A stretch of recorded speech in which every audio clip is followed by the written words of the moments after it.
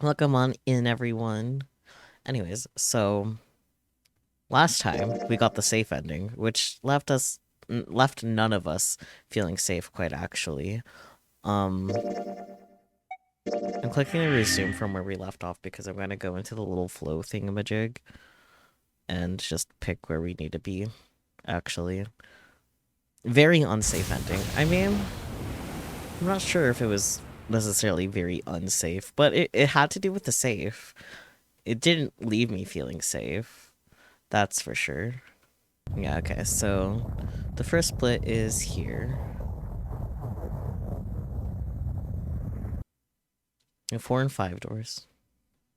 Very much a safe ending. There's a safe, all right. Yep, there is a safe. There is a safe. Even with the specter of death hanging over them, their discussions continued for some time. Does this take me to the right spot? I thought we were finished with that topic. Me too, Ace. Fine. Gonna click through. We know what's going on here. Doors, reluctance. What? Snake Don't worry. is a good boy. How do you know? I don't know. Because Seven, Snake, Clover, and Ace. They would go through door 5. Given what happened in the safe ending, I don't trust this setup at all. Which door? The side of that door 4 would be fine, for plot reasons. The side of that door 4 would be fine. I'll go through door 4 with Lotus, Santa, and June. There's nothing to worry about. I just need to stay by her side. Yes, plot reasons. June, Akane Kurashiki. This should be fine. It's no problem this way. Hmm. I should see the other 4 off. He made no shows of affection, but Junpei saw her as something more than just a friend from his childhood. Oh. Looks like Ace and the others are going. He watched the other 4 walk toward their door. Ace, Snake, Clover, and 7. Junpei said nothing as they left.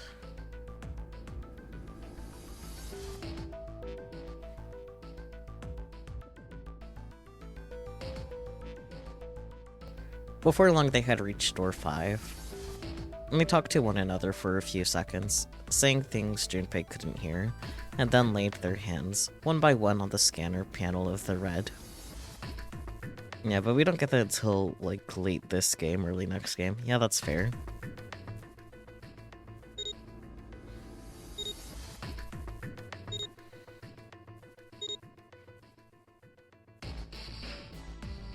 Now then. Ace grabbed the lever. His face tight with determination, he turned over his shoulder to look at Junpei and his companions. VLR is great but very confusing. Oh boy! You really should. You have all of them on PC. You think so, at least? I see. I have the second game. I have VLR because it's in a 2-pack on Steam with $9.99. I don't have Zero Time Escape, I think is what the other one is called. I don't have that one yet, but eventually. Like, in hindsight, it all makes sense, but you gotta play it first. I see. That makes sense. Ace grabbed the lever, his face tight with determination. He turned over his shoulder to look at Junpei and his companions. Goodbye. Zero Time Dilemma. Okay, I was close, I think. Be careful.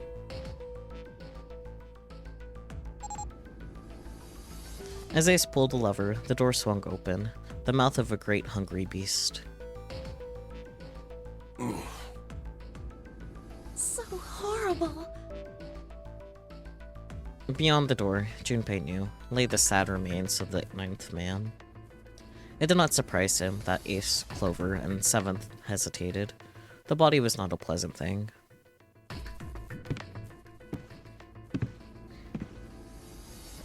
What are you doing? We need to hurry. ZTD is not well received by the fanbase, but you love it. CLR is still peak Zero Escape though. Good to know. I will keep that in mind. Maybe. I might forget too though. Snake had no such problems as his blindness made him immune to the horror. He stepped through the door, his feet making a wet splack in the pool of blood. Snake, your shoes! It's fine. Hurry! Or are you planning on dying with everyone else? I assume you haven't forgotten the door only remains open for 9 seconds, have you? Sorry, Snake! Let's go! The three remaining steeled themselves and stepped through the door. Door 5 swung shut, closing with a heavy finality of metal upon metal. Junpei and his companion scrambled to the door. Hey! How is it over there? Did you find anything? At least say something, will you?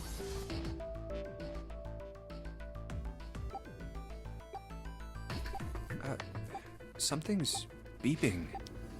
It's just like before. Probably the sound of the detonator on the bracelet. Do you think they're okay? June's face showed her concern more plainly than her words ever could. The events of ZLR happen and then CTD happens. Makes sense. Sounds like some timey-wimey self-fulfilling stuff. Maybe.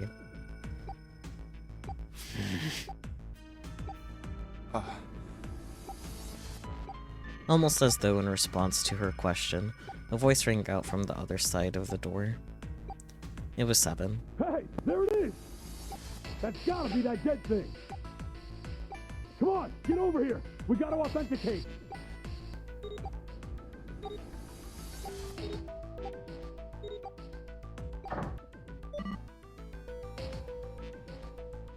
The beeping The beeping. stopped.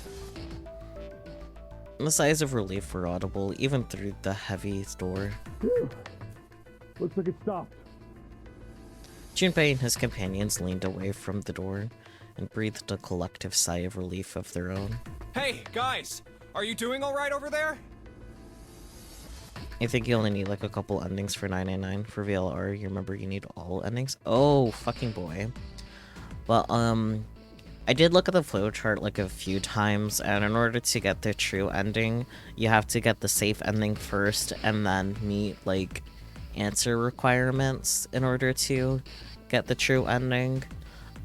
But now that we have the safe ending out of the way, I want to like, other than staying on door 4, I'm gonna try my best to like try to get the true ending on my own first, and if I don't, then I'll pull up the guide and then get the true ending and call it a day, and then move on to the next. That is my game plan.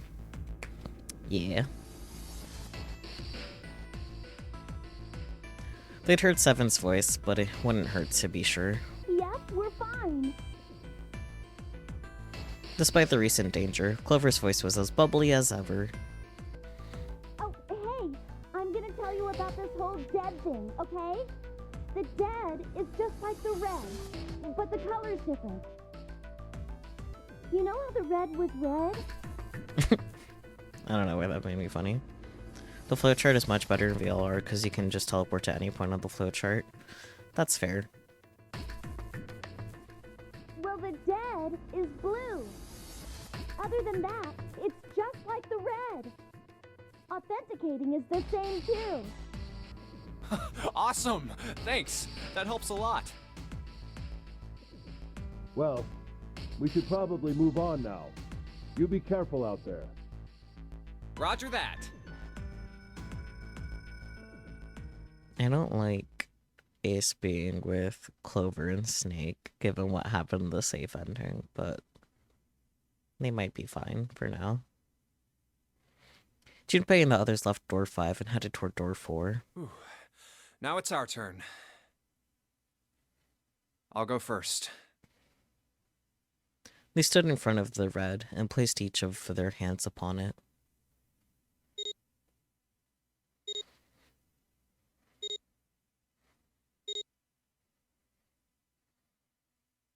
Four asterisks appeared on the screen. Junpei grabbed the lever and turned around. Okay, we ready? Yeah. Sure. Let's go. None of them looked particularly optimistic, but their faces were set. Junpei nodded to them and turned back toward the red. All right, let's go. With strength and determination, he pulled the lever. Run! The four of them leapt through the door together. The moment they had passed through it, each heard a cold electronic sound coming from their left wrist. Oh, damn. In the center of each bracelet, a red skull appeared and began to flash. You can't look up codes for VLR because when you make a save file, it randomizes all the final codes for each room. It's counting down. The detonator's countdown had begun, and the long moment that each of them spent staring at their wrists. The numbered door behind them closed, the sound of metal on metal reverberating down the hallway. We can't go back! Of course not. We need to hurry and find the device. Hey! Where the hell is the dead? Somewhere. How would I know? Don't give me that crap! Start looking! I already am! Goodness. They began to run, eyes looking frantically for the device that was the key to their salvation. The hallway they found themselves running down was a long one, easily 300 feet in length. On the right side of it stood a series of wooden doors, all nearly identical. If they had taken time to think, they would likely have discerned that the doors led to cabins. Don't tell me the dead is in one of those rooms. That would suck. Oh no! How many rooms do you think there are? Junpei was too frightened to count properly, but at his best guess there were 7 or 8 of them. Ah, fuck! Fuck indeed. If they were smart, they would figure out Zero's one of them. But Clover mentioned that like Zero's probably one of them, so... We don't have time to count! Junpei ran to the nearest door. We just need to open them all! I mean, that's fair. He grabbed the knob and shook it hard. It won't open! It didn't feel locked. More like someone had hammered an iron plate over the other side of the door. Junpei turned around to find another door, and saw that his companions had already run to doors of their own. They did not seem to be having any more success than he had. Their own words confirmed his fears. Shit, this one's no good! Same here. It's not moving! Jin was the last to speak up. Oh! As Junpei looked in her direction, his eye caught something he hadn't noticed before. A small, red blinking light. There it is! At the end of the hallway! Run! Run! Even as he yelled, he ran. He grabbed Santa, Lotus, and June, and pulled them toward the light. Santa called out to them as he ran. Hey, how many more seconds do we have? How would I know? Our time limit is 81 seconds! I know that, goddammit! I'm asking you how many seconds we have left! In all likelihood, Junpei figured nearly a minute had already passed since the door had closed behind them. If that was true... Urgency foremost in all of their minds, they arrived at the end of the hallway. The dead sat on the left wall, blinking almost tauntingly at them. Hurry! It's the dead! Get over here! Why didn't they go to the end? Whatever. Right, they're not smart, that's why. Junpei grabbed hold of the machine, his hands slick with sweat and shaking. He slammed his hand against the scanner panel. Come on, everyone!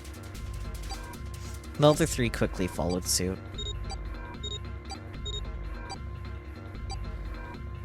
If they were smart, there wouldn't be any drama. So true. With a grunt, Santa yanked the lever downward.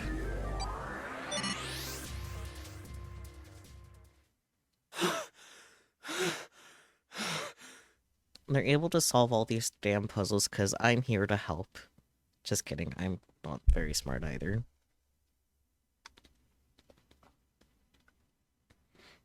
Look, put enough monkeys on typewriters. Some of them have the most asinine solutions, yeah.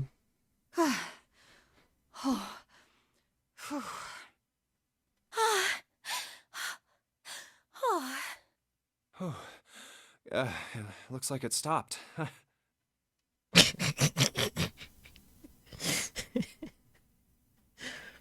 I appreciate your enthusiasm, Aeon, but his hands beginning to steady, Junpei wiped away some of the sweat that had beaded on his forehead. As they caught their breath, the four companions began to look around.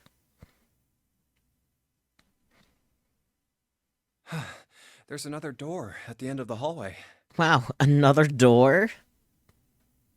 He could see a heavy-looking set of double doors. So another set of doors. Not just a door, there's two. Set into the walls of the hallway on either side of the larger door were two smaller ones. I love Doors the game, yeah. Let's try this one first. And of course it won't open. Well, naturally. How many times had he come across similar doors with similar results, he wondered. Or perhaps he corrected himself, more lack of results. And whatever the reason, the door remained firm and unyielding, and refused to allow Junpei or anyone else passage. Doors the game is very eye-opening. A keyhole. It's a manhole. Above the keyhole was a small symbol, engraved in the brass. What's this mark? Mail? He wasn't quite sure what to make of it. It stared at it for a moment in confusion. It was June that corrected him. No. Unless June says it's a manhole, she's incorrect. No, not exactly. That's probably the symbol of Mars. So manhole. Well, technically, they are the same symbol. Yeah, exactly. But I saw a number of similar symbols near the main stairway. The symbols of the solar system. Oh, that's right. The sun, Saturn, and Earth. At least that's what I'm assuming. I think it's funnier if it's just a manhole, June. So this isn't the man symbol. It's a symbol for Mars? It's both, genius. Only guys can go through this door. Sorry, June. Lotus. I think so, yes. I see. Wait, where's Santa? While Junpei and June talked, Santa had disappeared. Of course he did. They turned to find him some distance down the hallway. He had gone to check the other doors. Fair enough, I guess. Eventually he reached the last of them and jogged back. It took him only a moment to catch his breath again. He's healthy. I don't know. Just steal some guy's body for a bit. Not like they're using it. Yeah, so, I looked the place over. Mm-hmm. Here's the deal. None of the other doors open. Awesome. Then that must mean... We only have 2 more doors. Let us examine the doors on either side of the larger double door. Each one had a metal plate attached to it. Maybe it's the room number. The door on the left has a B92. And the one on the right says B93. Mm-hmm. Good job, Junpei. You can read. All right, let's open them. I'll open B92. Okay, I'll get B93 then. Junpei put his hand on the doorknob, and Santa moved to the other door. They'd made it through the numbered door alive. There was nothing more to be afraid of.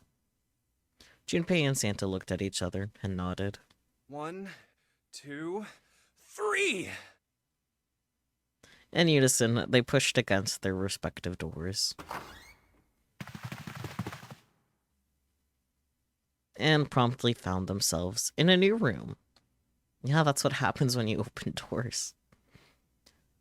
Jun followed Junpei as he threw open his door. They turned around and saw that the door on the other side was open as well. Through the door was another person, his mouth agape. It was Santa. Hey, it opened. It did. Good job, Santa. You opened a door. Yeah, it did. Junpei and Santa looked at each other. I didn't expect that. It was so easy. They're doors. Lotus's calm voice broke into their thoughts. Maybe this is all part of Zero's plan. I can't say I enjoy being treated like someone's puppet.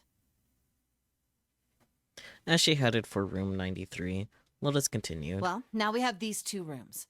I'm sure there's something in there that will help us get out of here. Let's find it. Perhaps a man key. Santa and I will search this room. You 2 take the other one. All right. Okay.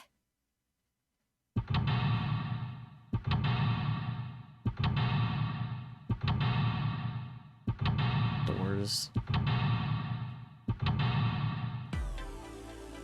All right, room 92. That vase looks expensive. I wonder how much we could get for it. Are you gonna steal it? Weird, but okay. This is kind of weird looking picture. Do you think it's an abstract painting or something? We could steal it though, yeah. Looks kind of like a demon with an elephant-like nose. Sucking on a human being's brain. Okay. Where the hell did that come from? What's her brain made of? Can't say I don't mind finding out a little more about what goes on in there. I'm not sure. You just got turbo for that reason. It's pretty meh. That's fair.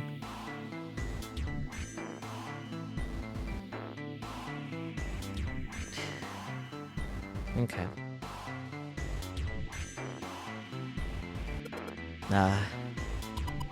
Jumpy, what are you doing? We don't have the time to be relaxing on a sofa. Okay.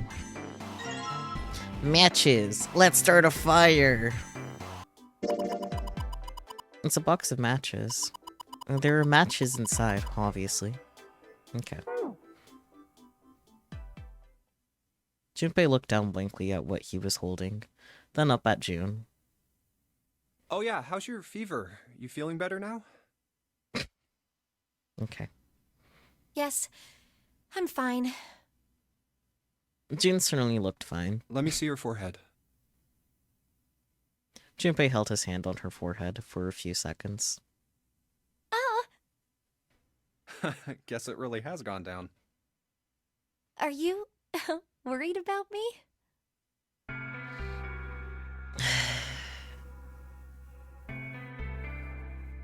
Why is this a choice? Man, I don't care about their romance subplot. Yeah, I guess I am. June blushed and giggled. By the way, Jumpy? Hmm? How did you end up here? Magic. What do you mean? I told you earlier, didn't I? There was a man with a gas mask when you got home at night. Now you're supposed to be a Cinder ass motherfucker. Oh dear. You inhaled some white smoke and passed out. When you woke up, you were on D-deck. Damn straight. Damn straight. But is that really the truth? But you're alone together with the girl. Romance is bound to happen, or at least in hetero scenarios, that's how it works. I don't care about the romance subplot. What? Jumpy, are you hiding something from me? Huh? Are you hiding something, June? What the fuck? No, why would I? Well, if you think about it, this is awfully suspicious. I mean, yeah, but what makes you think... I Oh my mean, god. why would two childhood friends bump into each other in a place like this? Hey, I could ask you the same thing. Are you hiding something? Oh boy. Imagine being straight. I could never. What would I hide? Right back at you, June? Look, June, if he wanted to kidnap you, he wouldn't kidnap 7 other people. So fucking true. Well, I don't know. Anything. I mean, you're hiding it. How would I know? You mean like the number of men I've dated? Huh?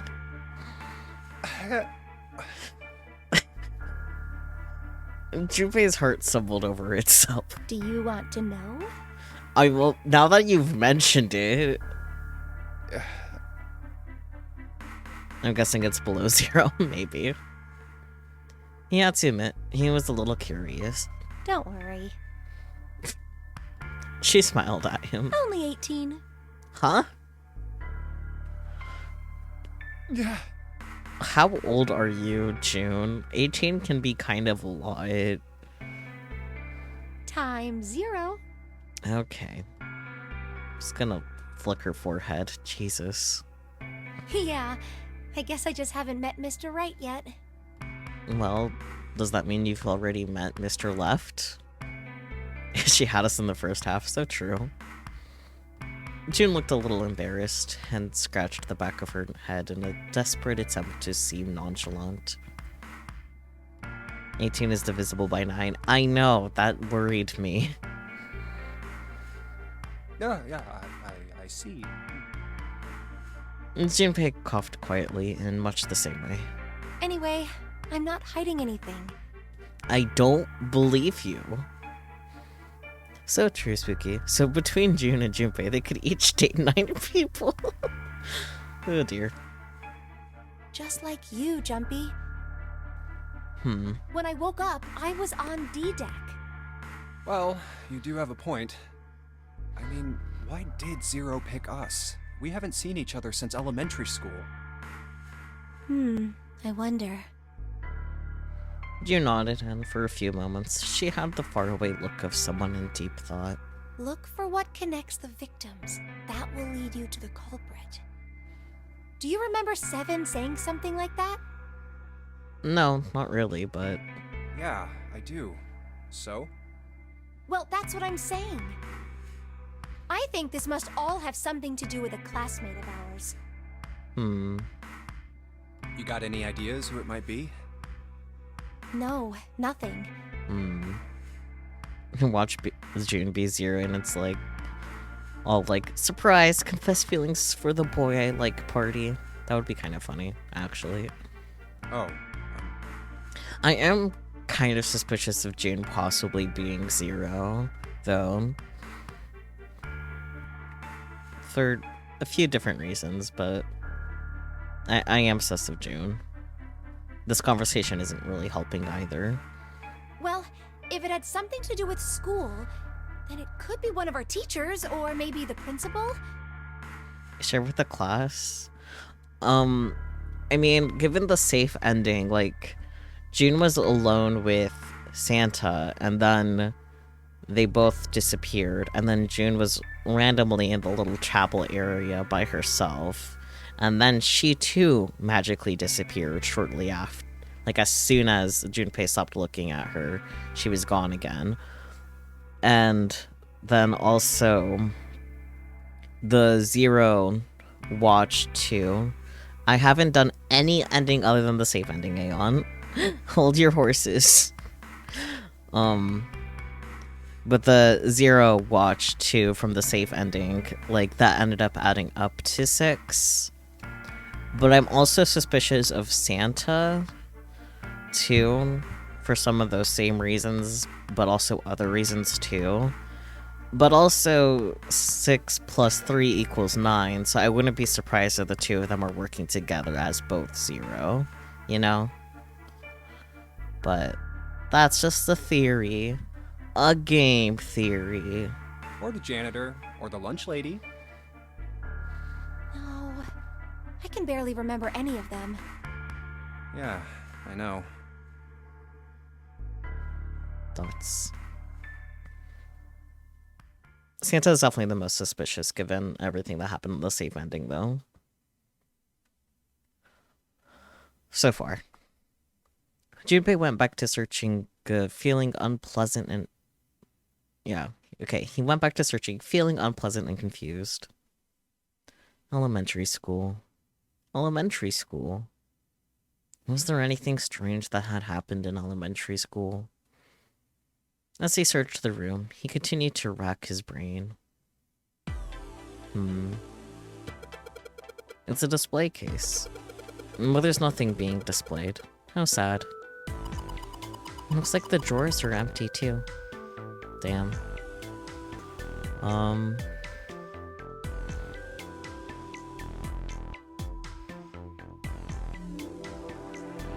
It's a round wooden table, okay.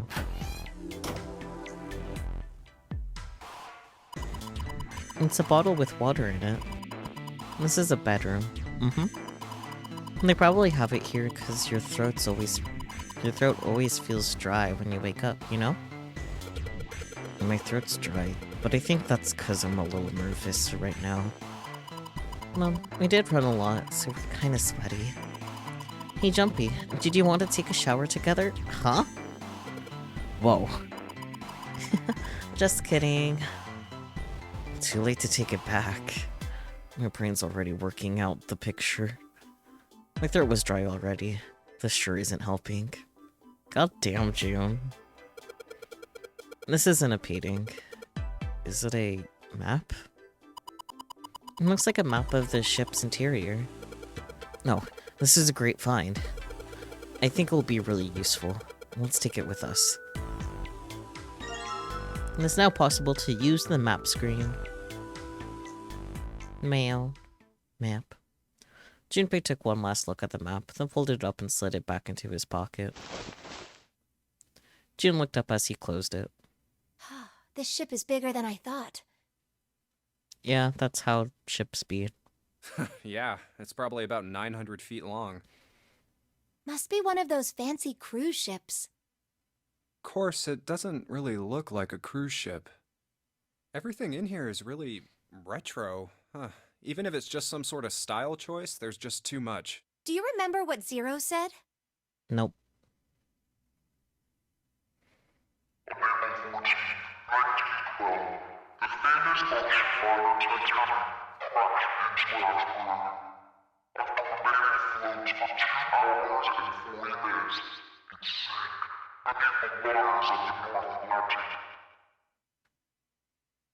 Do you think maybe this boat and the Titanic have something to do with each other?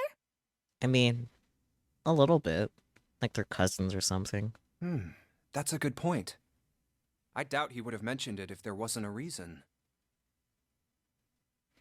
Junpei took a moment to look around the room.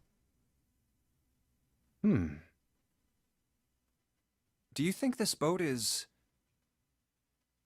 A replica of the Titanic? The actual Titanic? Well, these were neither theories that Seven came up with. It's a big old Titanic replica. Yeah. Because, like, the actual Titanic is, you know, sunken. That would be a little silly. a replica of the Titanic? A replica? Yeah, you know, like a copy of the actual boat. Who on earth would make something like that? Well, I didn't pick it just because you said it, Aeon. Because, like, in our previous run, Seven mentioned that, like, yeah, we fished up the original ship, sealed it back up, and redid the entire interior. Yeah.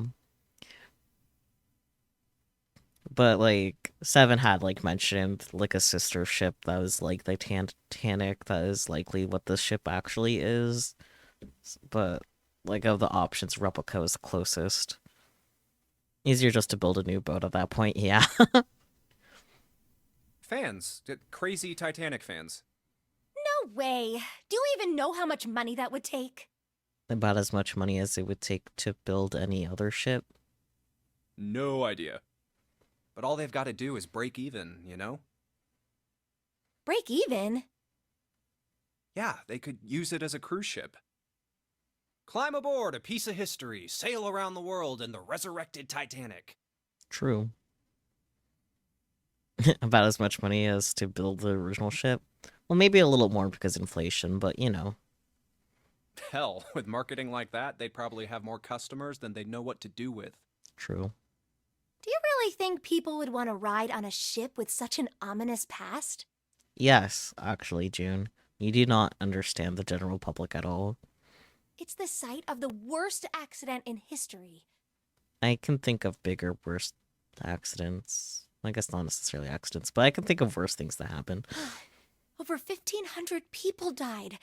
I wouldn't be surprised if you'd get cursed just for going. On the actual ship, digged up, sure, maybe. But a replica? A curse, huh? Jumpy, do you believe in that sort of thing? You know, curses and stuff? Do you, June?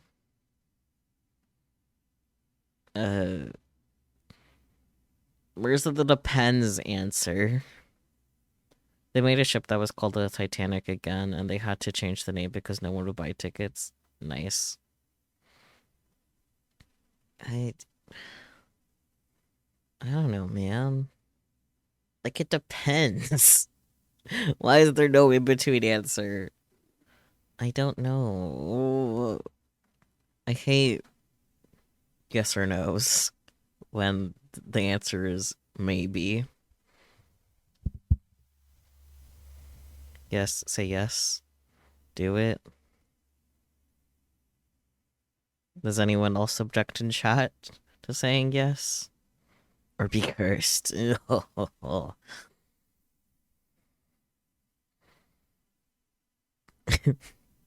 Any objections to saying yes, I believe in curses, though?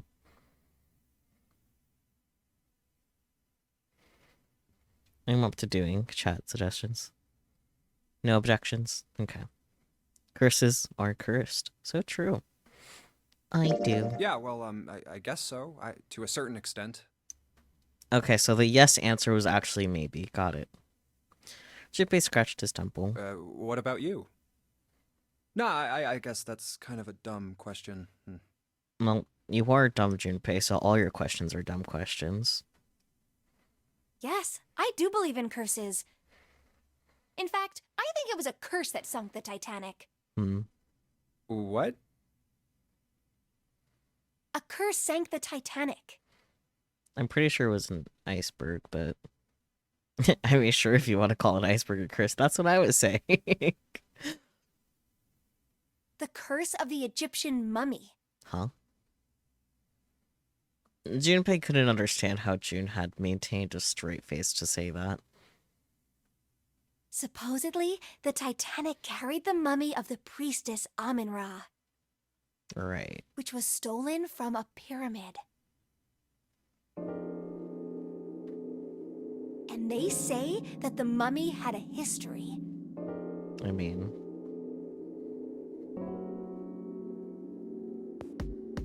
Well, there's no guarantee I'm getting the true ending this first try A1, but I appreciate the confidence. Everyone involved with it died mysterious deaths. Come on, I'm sure you've heard of it before. Those who open the coffin will be forever cursed. Haven't you ever heard that one? So you're saying the Titanic sunk because of that curse? That's right! June's eyes had lit up with excitement, like a child with a new toy. That mummy, the priestess, supposedly, she was special. What do you mean? Well, supposedly, she was really pretty. Are you gay, June? Pretty? Yes? but she was a mummy. That's right. She wasn't all shriveled up or rotten or anything. She almost looked alive. Oh, okay, I get it. Okay, it's that thing. I don't remember the name. Where your body turns into some kind of wax? Yeah? The fat in it turns into something kind of like candle wax, right? And... Yes, saponification, but that's not what it was. Huh? That's not it. She wasn't wax. Then what was it? Mummification. Sorry. They say that she was frozen. What? Frozen? That's right. The whole body was frozen solid. You know how a human body is more than 60% water? Well, all of that water was frozen. The story says that from the time of its discovery all the way through to when it got put on the Titanic, even though it was carried through the desert, her body never melted. That's crazy. I think so too, but maybe it's true and we just didn't know about it before. I didn't know? Yep. Maybe it's common sense to eat shaved ice in the desert because it lasts forever. Huh? Nah, that seems too silly to be true. But maybe it isn't. It just appears that way because you didn't know it was true. I mean, sure, but Well, yeah,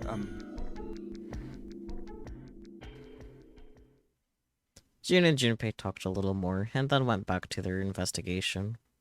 But even as they did, his mind went back to what she told him. ice that doesn't melt, even in the desert? Does something like that really exist? No, even if it did, it wouldn't really be ice anymore, would it? The more he thought about it, the more his head hurt. You looked it up, and while the mummy story is fun, it's not true. I am not surprised. Thank you for doing the due diligence of research into it, though. Like, he'd eaten his ice cream too fast. Oh no, he got brain freeze thinking about ice.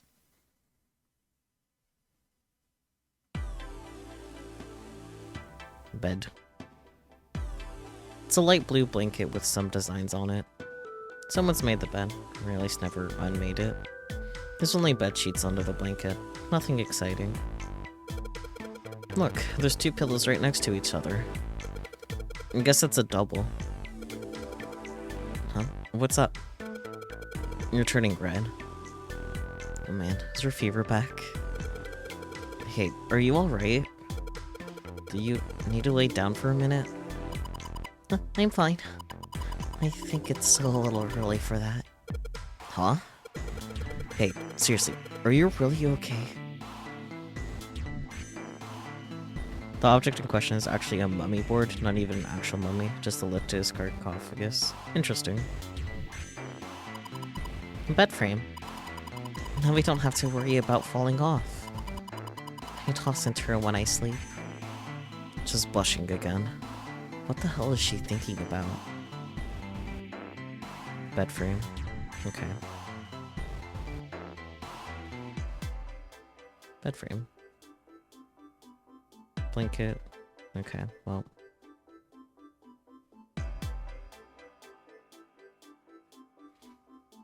And there's no recording of the Titanic having a mummy on board. I see, I see. There's nothing left in the frame. Alright. A key! Wow. A key. Do you think it's the key to the dresser? I mean, it said dresser key when we opened it, so... It's a dresser. There's nothing on top. There's nothing inside. This is the mirror for the dresser. And now she's playing with her hair. Does she even realize she's doing that? Hey. We don't have time for that. Come on. It's not like there's anyone here you need to impress. Yes, there is. Who? Take the fucking hint, Junpei. What are you so quiet all of a sudden? Forget it, Jumpy. goodness.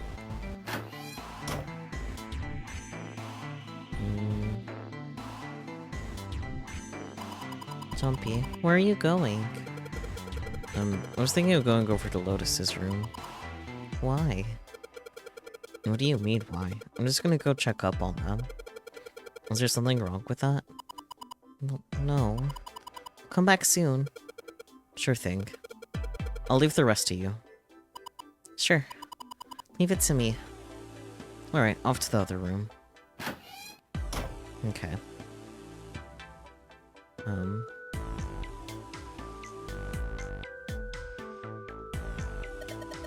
The candle with the candlestick.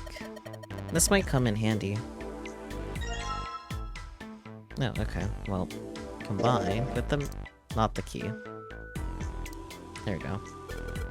I know. If I use these matches to light the candle... Lit candle! And the matches are gone. Well, hopefully we didn't need that for anything else. Well, this is a display case. Check it out. These plates and shit look really expensive. You want to take a look? That's a pretty weird looking design. It looks like a Holstein pattern. Or Holstein? I don't know. The face looks pretty expensive. And there are a number of expensive looking plates in here. There are a number of expensive looking plates. And the vase looks pretty expensive. There's some pretty expensive looking porcelain in here. A couple of pieces of art in here. Can't say if they're very good or not. There are a couple pieces of art, can't say they're very good or not. Oh, yeah. Okay.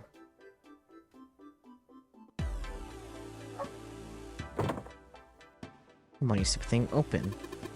It's locked. Yeah, looks that way.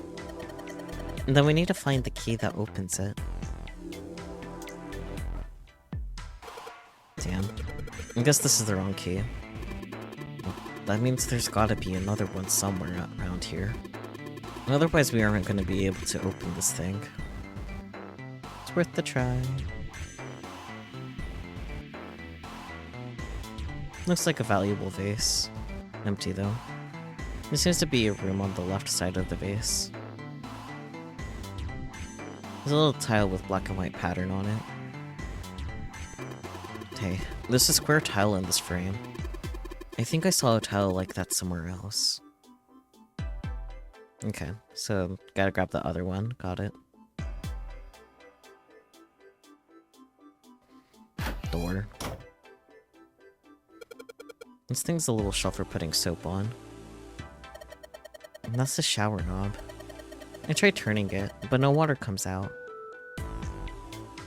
Shower knob. Doesn't matter how far you twist it, no water comes out. And this is the bathroom wall. And the whole wall is covered in these square tiles. Whoa, look. Junpei. There's a mushroom growing out of the wall. And that's the shower head. Okay. They've all got geometric shapes on them. Interesting. Is there anything in the toilet? Guess not. The tank's empty too.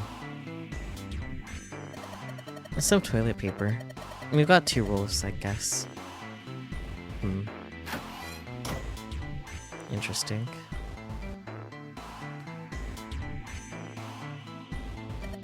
Junpei, I don't mean to pry, but you lit that candle so we could check that room over there, right? I mean, it is dark, you know. But, yeah, so? Well, you need to take it with you then. Otherwise, there's not really much point in lighting it. Fine. Awesome. With the light from the candle, maybe we can take a look around over here. But it gets so hot when I hold it. I want to put it down. Well, why don't you set it on top of the dresser? It's flat there. At least it won't fall over. Oh, yeah. Good idea.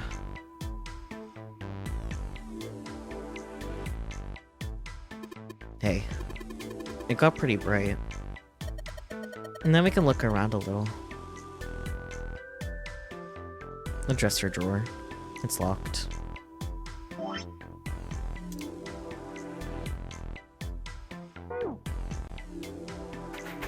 Let's see if this... Yes! Yes, it worked. Oh, okay. I'm sensing a pattern. There's a tile inside this drawer. Nothing else besides the tile, though. There's a picture of an old cruise ship. Is it the Titanic? Curtain! Anything under the blanket? Nope, nothing suspicious here. 2 pillows in a pile. No. A pile of pillows. Is that supposed to be some kind of joke? Hey, calm down. Huh? Hey, what the hell? It just got dark all of a sudden. Maybe the candle got blown out? We should go see. Huh?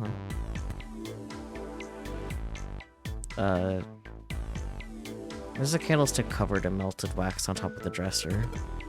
Hey, what's this? The top of the candlestick looks kind of weird. You're right. It's all bumpy. Oh, it's a key? Alright.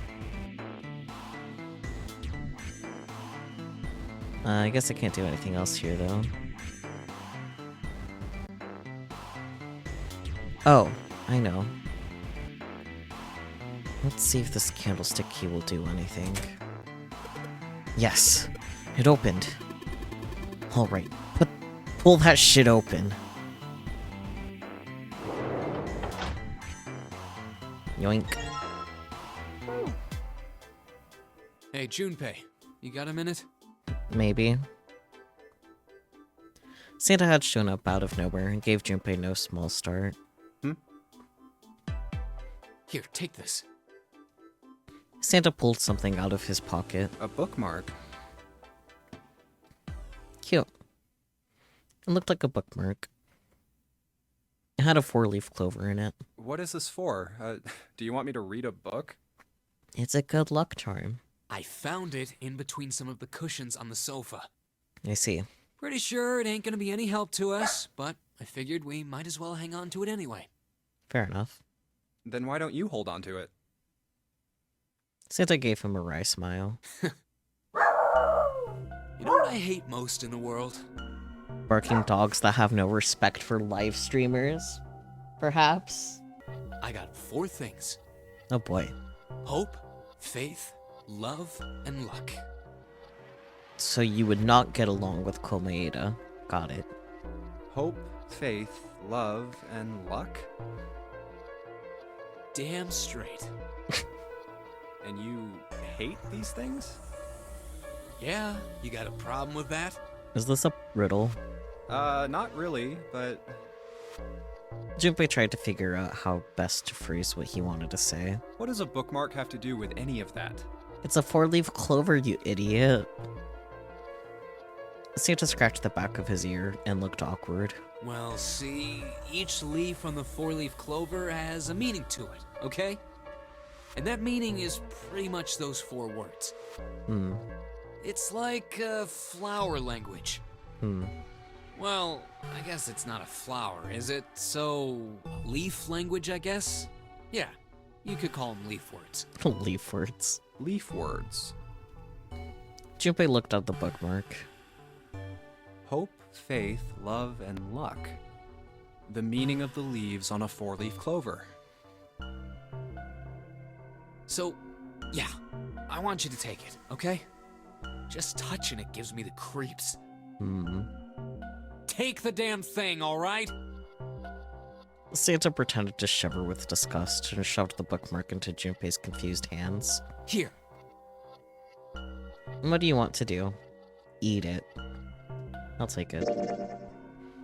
Decided to take it. After all, why shouldn't he? Alright, sure. I'll take it. He also said eat it. Nice. He shoved the thing into his pocket and gave Santa a last confused look. Oh, man, I feel a lot better now. That thing was a real pain, you know? Do you really hate those 4 words that much? Yeah, well, they can all betray you, you know? I mean, Hope, faith, love, even your destiny. what had happened to Santa? Junpei wondered. How had he become such a bitter person? For a moment, they looked at each other. Well, that's not my only reason. What? That's not the only reason I hate the 4-leaf clover. I just can't bring myself to like the number 4. That's interesting. Dog, could you shut the up?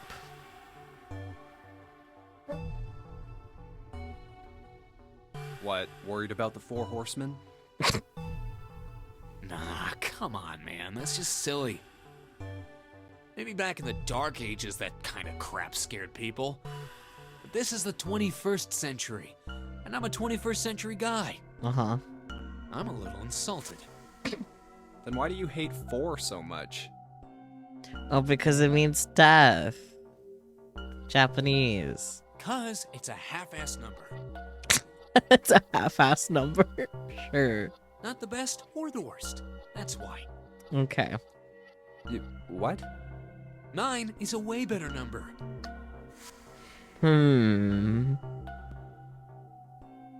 Interesting you say that, Santa.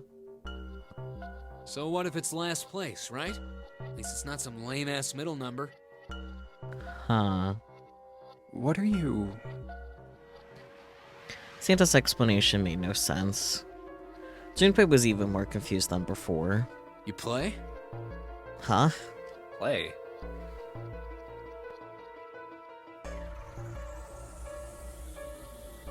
You mean like gambling or like the stock market? Fuck the stock market. Do you mean like gambling? You mean like gambling? Yeah, of course. What else would I mean? The stock market, apparently. In Baccarat, the best possible hand totals 9. They call it Le Grand. Yeah, okay, Baccarat. Interesting you mentioned that. But the lowest, most worthless cards, the zeros, they call Monkey. Interesting. Just like the guy in charge of this game, huh? Zero's a monkey. Santa blinked, utterly stunned. What? Then he began to laugh. Oh man, you're totally right. The guy who trapped us in here sure is one hell of a monkey. That was when Lotus spoke up. You know, if you think about it, the nonary game is really a lot like Baccarat. Apparently, she'd been listening. I mean, small room. Of course, it doesn't use any of that stupid digital root junk. Something similar, though. You just drop the tens digit, and that's it. Still, it does have the same idea of your final number needing to be a single digit. Oh, yeah, I guess you got a point. And in both games, whoever has 9 wins. The person who makes 9 wins? Wait, did you forget already? Don't you remember what Zero said? It is hidden, but an exit can be found. Seek a way out. Seek a door that carries a 9. So, if we want to get off this boat, we have to make a team whose numbers have the digital root of 9. And only the people in that team are going to make it out alive. Of course. That's why it's called the nonary game. What? Huh? You don't know? Nonary means something derived from 9, or base 9. It's derived from the Latin prefix nona, which means 9. While we're at it, the prefix for 1 is uni. You know, like the unicorn, the horse with 1 horn. 2 is bi, like binary. Or bisexual. Binary means composed of 2 parts. 3 is tri, I'm sure you've heard that one plenty. Like trio, triple, and triangle. You get the idea. After that, you have quart, quinty, sext, septum, and so on. And of course, the prefix for 8 is octo, like octopus. It's called that because it has 8 legs. Get it? I see. So then Nona means 9. Lotus nodded. So, how many of us are trapped on this ship? That'd be 9. And what are the bracelet numbers we have? Numbers. They go from 1 to 9. Oh, that too. And our time limit? How many hours did we have? 9. Zero said 9 hours. And finally, to get out of this ship, We need to find the door with a 9 that's hidden somewhere in the ship. By making a team with the digital root of 9. Lotus nodded again. and there you have it. The number 9 is everywhere in this game. Yep. He's got a real theme of 9s for this whole thing. No wonder it's called the Nonary game.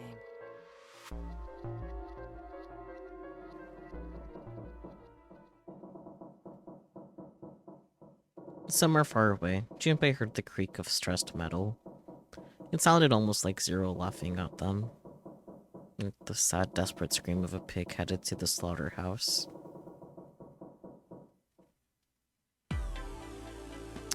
Righty then.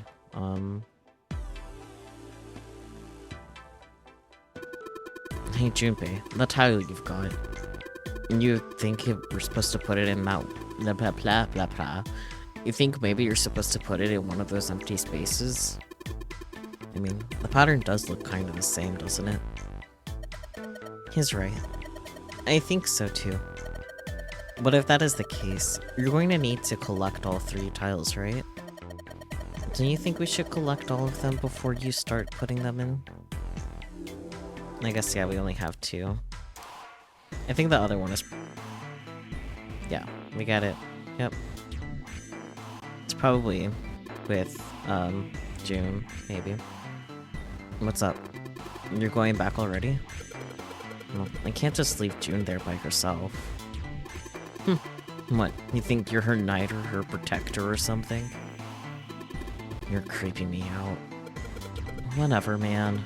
I'm going.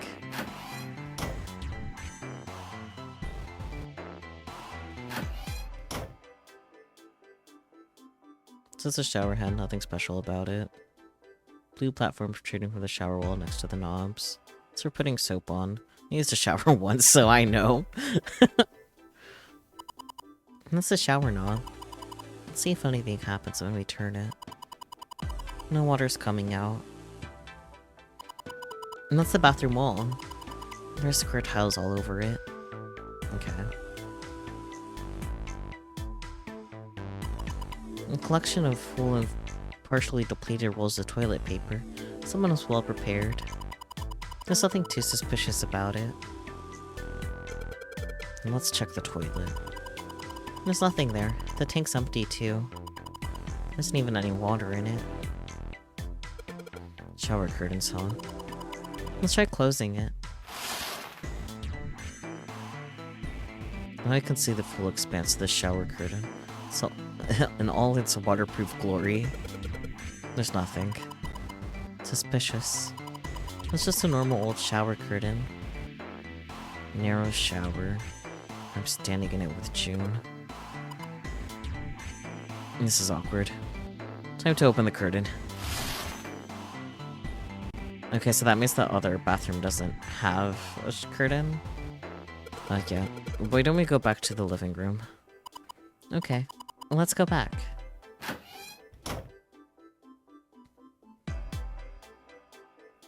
Exit. Let us enter in the room on the other side. I'm gonna go check up on them.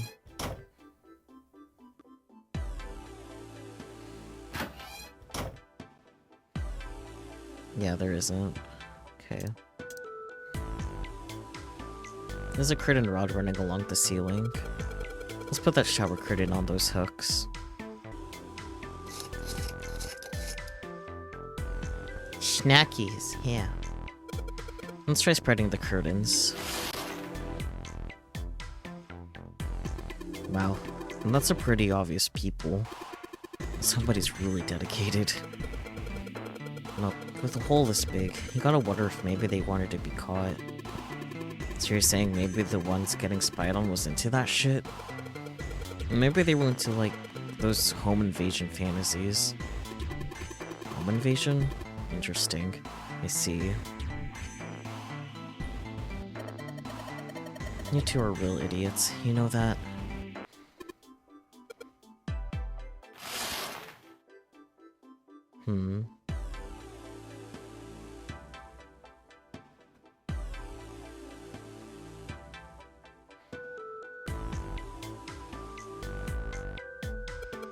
Let's try spreading the curtains. So hold on the curtain. If you look at it from a ways back, you can see a single tile. Alright, from here I can see what tile it is. Looks like it's 5th from the top and 3rd from the right. Should I write that down? Might as well put it back. Interesting that the hole isn't there, but I still was able to click on it.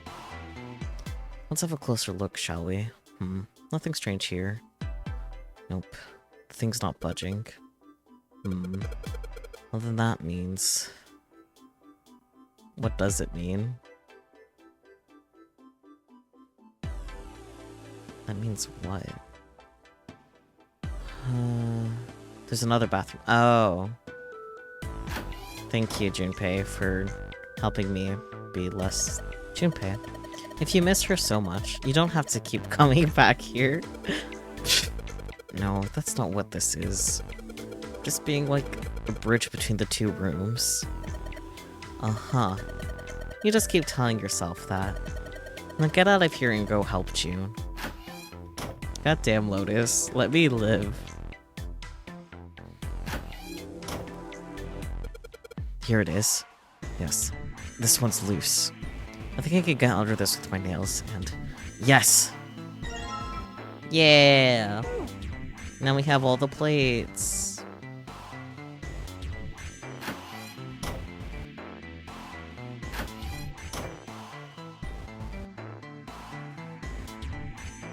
I fucked up. Big.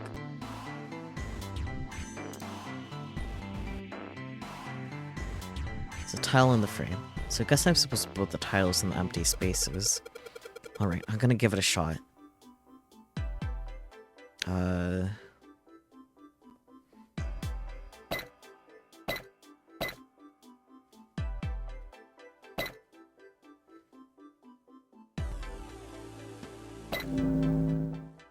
Well, that was easy. Do you have to make the two pictures match? Yeah, yeah. Yes. I did it. There. Picture complete.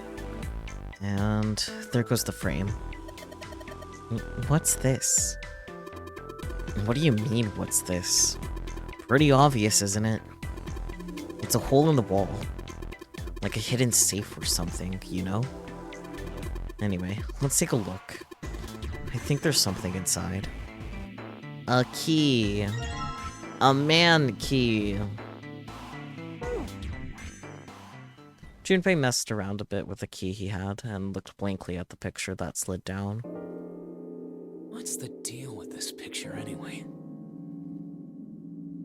Santa had only been mumbling to himself, but it drew Lotus's attention. She looked at the picture and paused. I think I've seen this picture before. Yeah, it's in the other room. Where? In a book. No. There's a British biochemist named Sheldrake. He has a rather interesting theory. I saw this picture in his book. What's this interesting theory? Morphogenetic fields, which relies on the theory of morphic resonance. Man, I can't deal with this. Just listening to you talk about it is giving me a headache. Santa put his hands on his head, as though he were in great pain. Lotus merely arched an eyebrow in his direction and continued. It's not a difficult concept to grasp.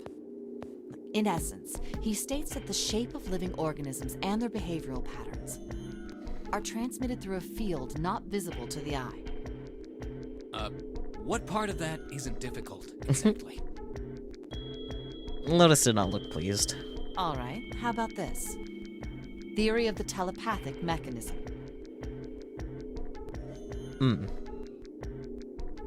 Telepathy? Interesting that that's being mentioned again. Yes, telepathy. Well, perhaps not exactly telepathy, but it's close enough for a simple approximation. Santa suddenly burst into laughter. Are you serious? Telepathy? Who do you think we are? Kids from the 70s? I can't believe someone would actually do serious research on something like that. Yes, I agree. Lotus's response was surprisingly curt. Junpei had expected at least some conflict. I read the book, but I can hardly say I understood it. I'm in no position to defend or condemn anything it said. It was probably just someone latching onto a statistical outlier from some study and turning it into a ridiculous theory. There's no scientific merit to any of it, I'm sure. But even so, Anyway, I saw a picture like that one in his book. Lotus indicated the picture they'd all been looking at. After a moment, she walked up to the strange picture, examined it, and then spoke. Hey, what do you think this picture looks like? Santa answered first. What do you mean? Isn't it just like abstract or something like that? It's just black and white scribbles. There's no meaning there. That's it. You love Lotus, to be honest. You want to, like, hang out and chat with her? That's valid. What about you, Junpei? Does it look like anything to you? No thoughts, head empty. I guess it looks like...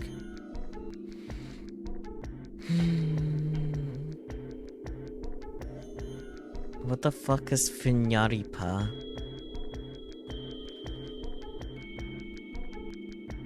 A man's face? Not really. It doesn't look like a butterfly either. Don't look it up. Like, or are you talking about the Finyaripa? That, go ahead and look up. But in the context of your message, it sounded like that you were gonna look up what the image is supposed to look like. It does not really resemble koi. I could maybe see a dog, not really. I want to answer Funyaripa, despite not knowing what it is. But I will wait till Peachy is back with the results. Apparently it's a nonsense word. Perfect. Picking that one. Funyarimpa. That's not how I was saying it, but good enough. See? I mean, this totally looks like one. Here and here.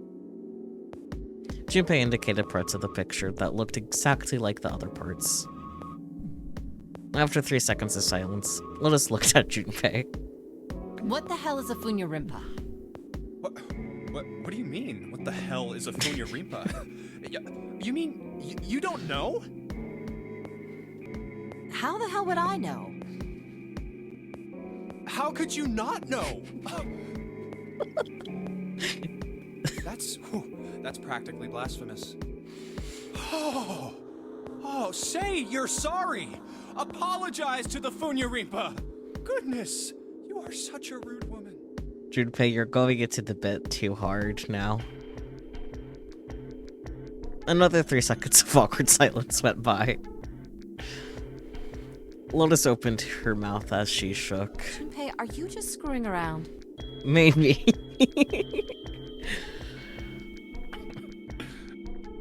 Forget it. I'm just gonna tell you. This is a dog. A dog, you say?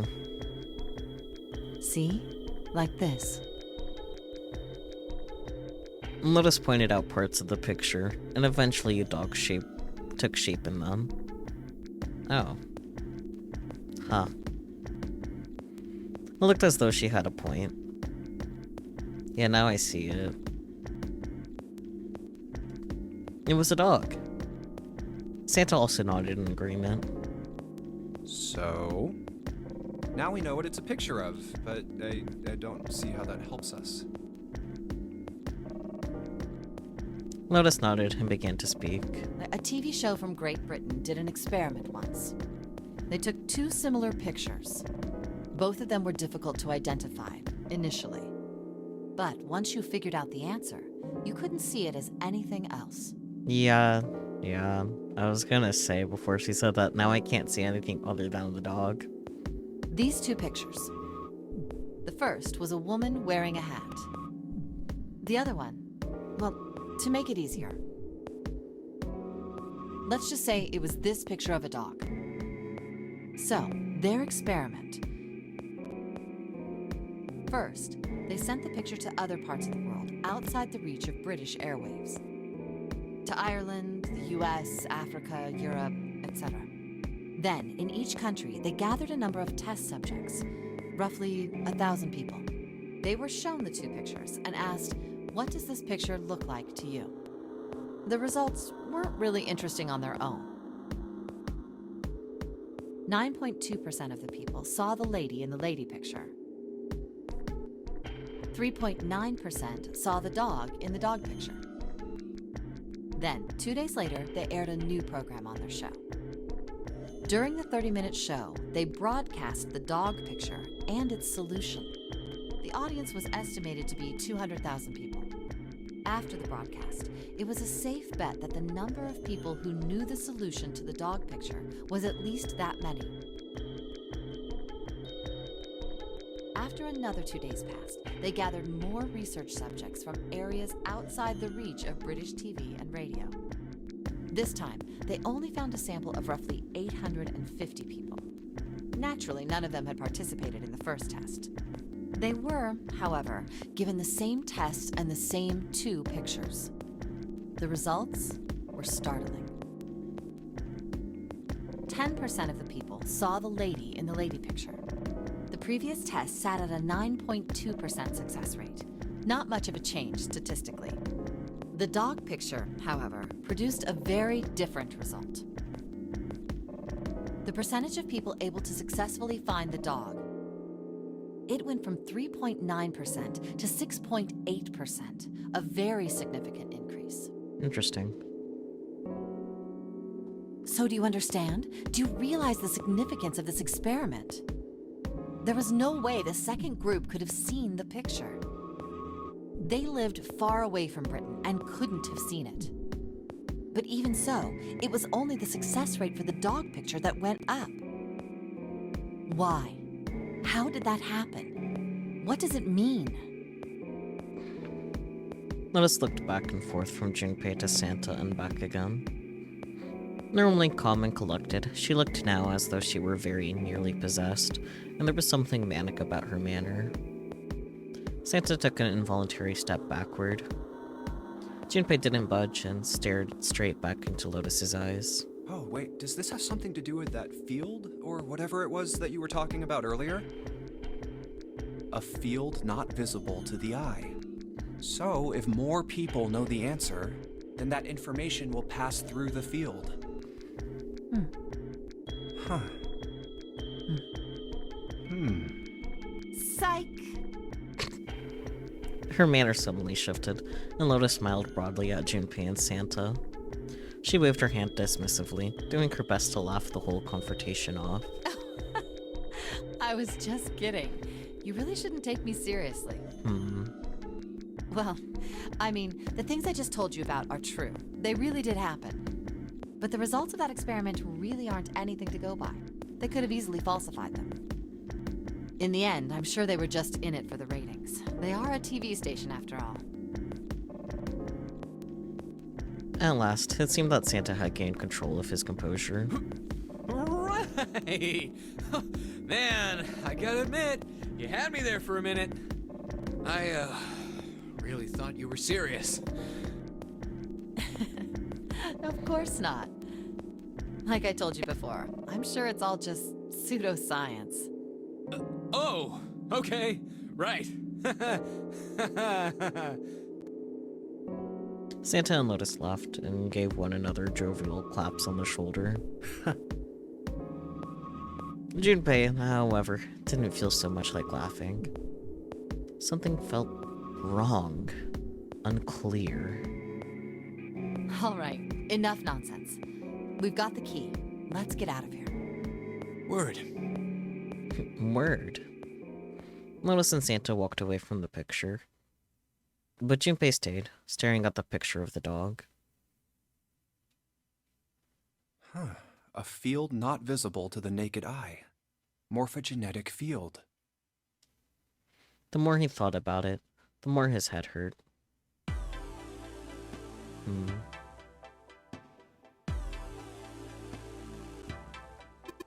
Alright, let's go to the hallway. I'll go get June.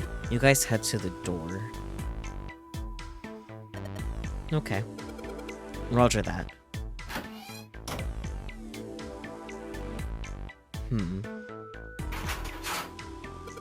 Yes, and unlocked.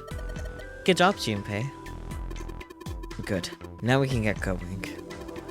Come on, what are you guys standing around for? Let's get out of here. Come on, Jumpy. Let's go. Alright, let's go. They stepped through the door to find themselves in a wide hallway. Oh, another hallway. Junpei, June, Lotus, and Santa stopped for a moment and looked at their surroundings. A short distance away, a metal grate extended across the width of the hallway.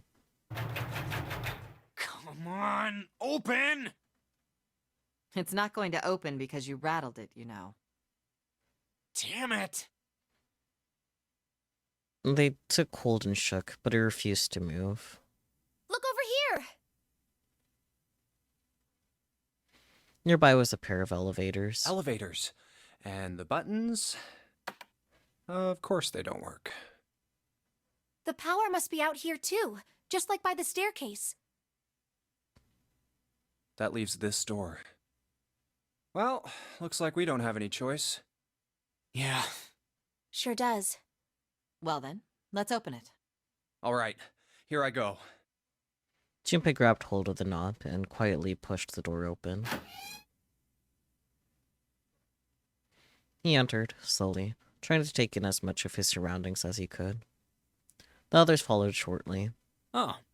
So it's a kitchen. Santa did not look pleased. What were you expecting? Isn't it obvious? The exit. I was hoping this would be the way out of here. You really think it'd be that easy? Yeah, I know. Still. As they talked, Lois headed deeper into the room. Until, at last, she stood in front of a door. If we can just get through this door, we should come out on the other side of that grate we saw earlier.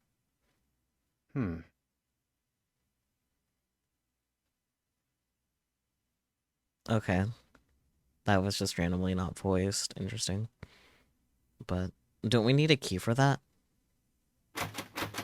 No good. Sorry. I guess that wasn't very constructive. Neither Junpei nor Lotus looked terribly happy.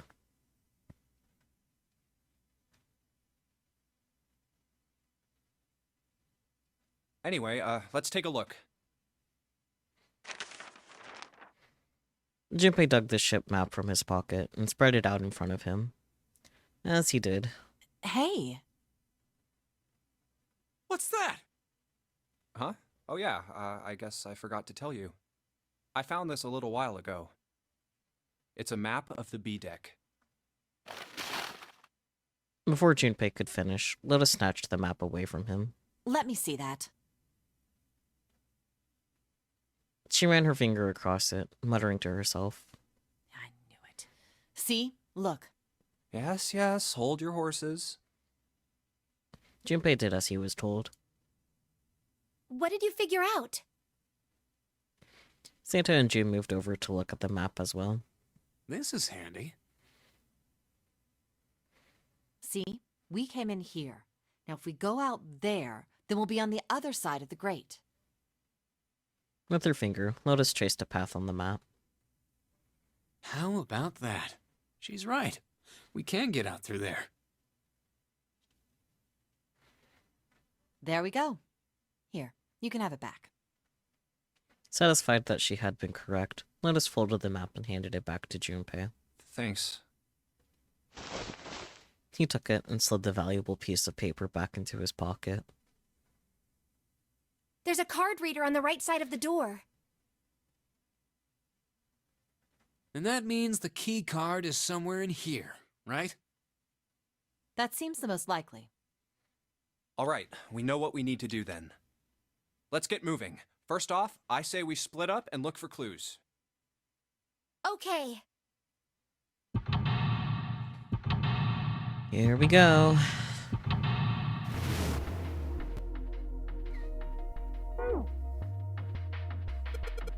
Those 9 plates look pretty expensive. And the plates for appetizers. Remember, appetizers usually come on square plates. Okay. Well, excuse me, princess. Voucher. It says, appetizer 9, meat dish 10, soup A, seafood dish F. This looks like a serving table. I would imagine food is put here after it's prepared so that the waiters and waitresses can take it out to the customers. But something doesn't seem right here. Why are there so many plates? 1, 2, 3, there are 10 of them. If you flip these over, they look like hats. The middle is super deep for a plate. And they're soup plates. They're made that way so that the soup doesn't spill. If we ever get out of here, you should treat yourself to a nice dinner out. What makes you think a poor college student has the money to do something like that? I think there are 15 of those plates. I'm assuming they're for seafood. How the hell can you tell that? Look just like any other plate from the 99-cent store. If you ever take a lady out to dinner, you're going to embarrass yourself. I feel sorry for June. What? Why the hell are you bringing up June? The lady doth protest too much, methinks. You're not terribly subtle. Okay, let me write stuff down. There's a bunch of little wavy ridges on this plate. And those plates are for serving meat. Ugh, you really are ignorant, aren't you? Come on, it's not like I need to know this crap. Jeez. Okay, we weren't given the number of plates for that one. This voucher at the end of the counter. This voucher doesn't match the number of plates on the table. It says appetizer 9, meat dish 10, soup A, seafood dish F on the voucher. And the plates on the table are 9 appetizer, 16 meat, 10 soup, 15 seafood. Okay, I need to write my notes in a different way then. So, 9 16 meat, 10 soup, 15 C. Maybe they're using hexadecimal here. Decimal. And hexadecimal is... It's a number system that goes 8, 9, A, B, C, D, E, F, 10, 11. You're familiar with base 10, right? That's the normal system of numbers. The base 10 equivalents for hexadecimal numbers would go like this. A equals 10, B equals 11, C equals 12, D equals 13, E equals 14, F equals 15. I'm writing that down. And 10 equals 16. And the 10 becomes 16 in base 10. I know it sounds strange, but you can think of it as just 6 letters added onto the normal number system after 9. A equals 10, B equals 11, C equals 12, D equals 13, E equals 14, F equals 15, 10 equals 16, and so on. I think I get it. Hexadecimal. I wonder if it's some kind of hint. Yeah, maybe. Junpei, do you remember what I told you about hexadecimal code earlier? Yeah, of course I do. Alright, then here's a little quiz for you. What would 9 plus f be in base 10? Well, f equals 15, so it'd be 9 plus 15, which would be 24, right? That's right. Good job, you're a fast learner. Yeah, we get it.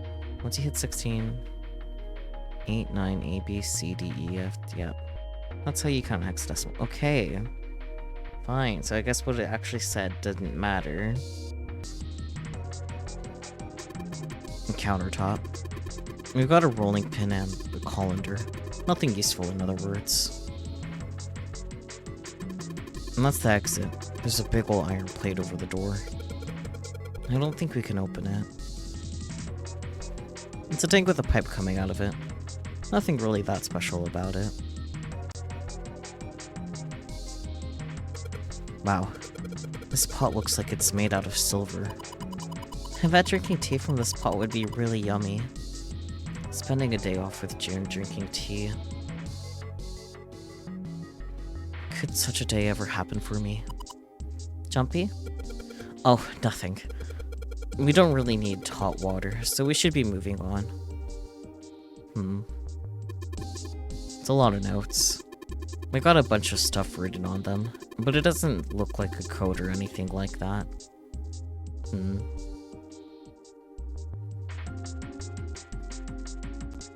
Maybe this table's for preparing food.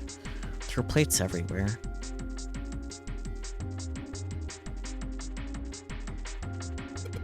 Alright, it's going. Do you think this was all part of Zero's plan? Probably. Kinda hard to believe there's a chef on board somewhere. I wonder what this drawer is. You see the metal grate on top of the grill?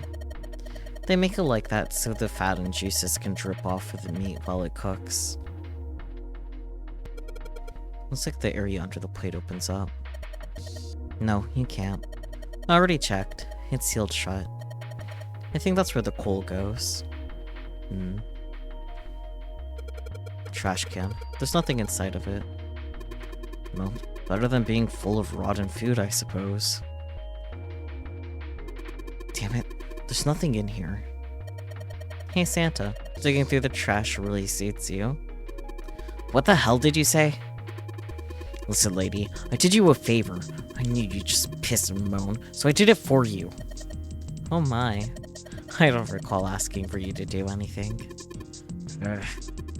I gotta throttle you. Squeeze me. Does it feel colder in here? Oh boy.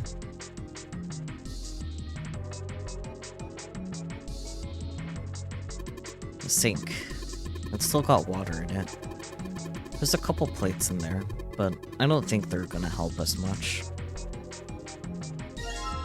Whetstone! We can sharpen a knife.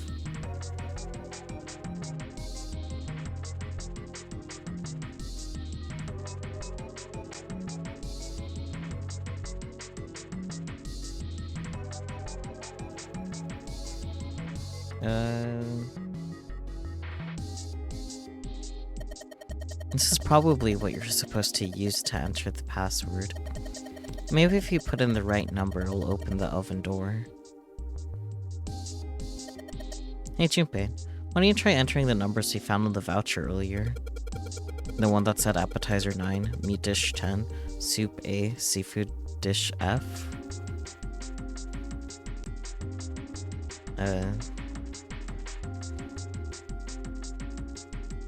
Okay, so 9, 10, and then still A, F. Interesting that the meat is different. Or actually, no, it makes sense. Never mind. Yes. Convert the 10, A, and F to base 10. Well, it's worth a shot. No dice. Looks like that's too many numbers. What about the digital root? An iron oven. Looks pretty heavy duty. It's probably industrial quality. I bet you could cook anything with this. Anyway, let's have a look inside. Damn, knew it. It's locked. All we got here is a pot and frying pan. No, and a pressure cooker. Well, I guess we could use some of those as weapons. What kind of idiot are you? You're gonna run around holding that thing while you're looking for the dead? Hey man, it was just a joke. Why so serious? There are some bottles of seasoning in here. There's milk in here. Milk in an iron barrel. And judging by the rust, it's probably really old. Maybe we shouldn't open it up. I don't think it'd be a pretty sight. Cheese. Hey, there's something behind the cheese. You're right. Why don't we move some of the cheese? Alright guys, time to move it. June and I need to look behind you. And there's a little green bottle back there. Bottle of oil. There are a number of cheeses lined up on the shelf. This is Gouda cheese, the most famous Dutch cheese. If you don't cut open the casing, it usually won't go bad. So you can store it at room temperature for quite a while. So we can eat this? Most likely. I'm not hungry at all. I guess it's hard to get hungry in a situation like this. Unless your name is Akane. Cheese. Cheese. Cheese. Cheese. Cheese. Cheese. Cheese. Jumpy, you're searching with such tenacity. I don't think you have to search down there. I just wanted to be sure. Okay. There's so much stuff in here. A whole lot of cans. This is probably a pantry. Cans lining every shelf in here. Put a box in the second row. A knife. A rusty knife? I don't think we'll be able to use it while it's like this. Well, luckily we found a whetstone. The knife seemed important, Junpei thought, but it wasn't going to be much use the way it was. It's futile. Futile? You know, a waste, useless, pointless. Oh. Any particular reason you wanted to bring that up? Oh, no reason really. Hmm. I was just thinking about futility. Huh? She wasn't making much sense. Junpei tried rephrasing his question. Why were you thinking about futility? At last she answered. Well, it has something to do with the Titanic. The Titanic? Yep. Have you ever heard the story that the sinking of the Titanic was predicted?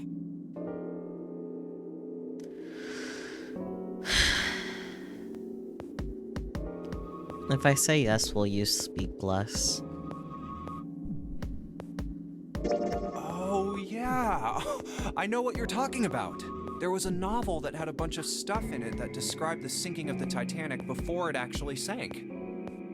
Yeah, that's the one. The title of the novel is Futility. It was written 14 years before the Titanic sank. But... I know. I mean, I didn't know the name of the book, but... The story was the same, right? It was just like what happened on the Titanic? yeah, Well, I heard it was all a hoax. a hoax? I heard that the stuff that matched up to the Titanic so well was actually added after it sank. Apparently, the only thing that was the same originally was that a boat ran into an iceberg and sank. But the novel was published in 1898, 14 years before the accident. Like I said, that was the first print of the book. 14 years later, the author heard about what happened to the Titanic. He figured that was his chance, you know?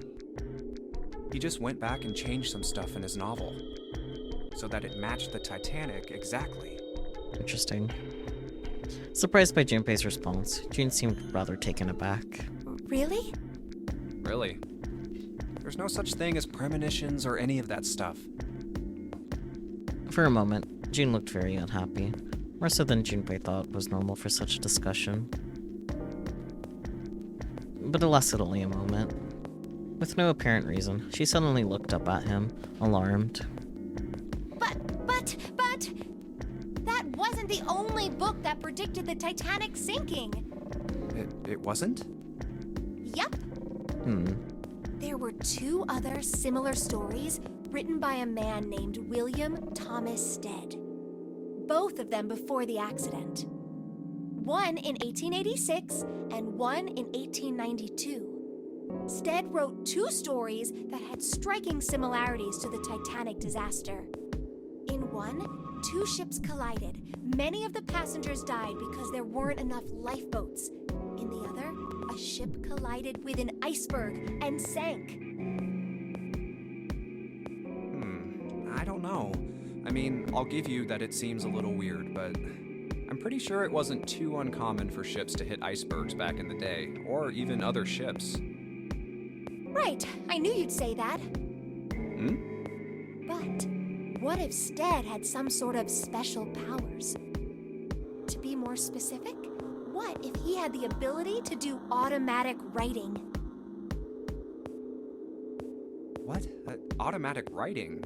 Wait, are you talking about when someone's possessed by a spirit and then they write a bunch of stuff without knowing what they're writing?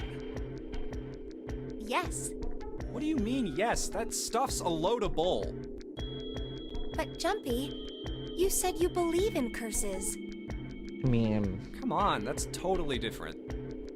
Okay, let's say, hypothetically, that automatic writing isn't a total load. These guys still couldn't have predicted the sinking of the Titanic. When this Stead dude wrote his thing, nobody had died on the Titanic yet. So if automatic writing is about being possessed by dead people, who the hell possessed him so he could write that stuff? That's not it. What's not it? Stead wasn't possessed by a spirit. He was doing the possessing. what? Oh. What are you smoking? That's what I was thinking at this point. William Thomas Stead was a passenger on the Titanic. He just wrote down what he saw with his own eyes 20 years before it happened. Huh? He decided it was probably best to say nothing. What June was saying was insane and utterly absurd. If he tried to take what she was saying seriously, he'd go mad.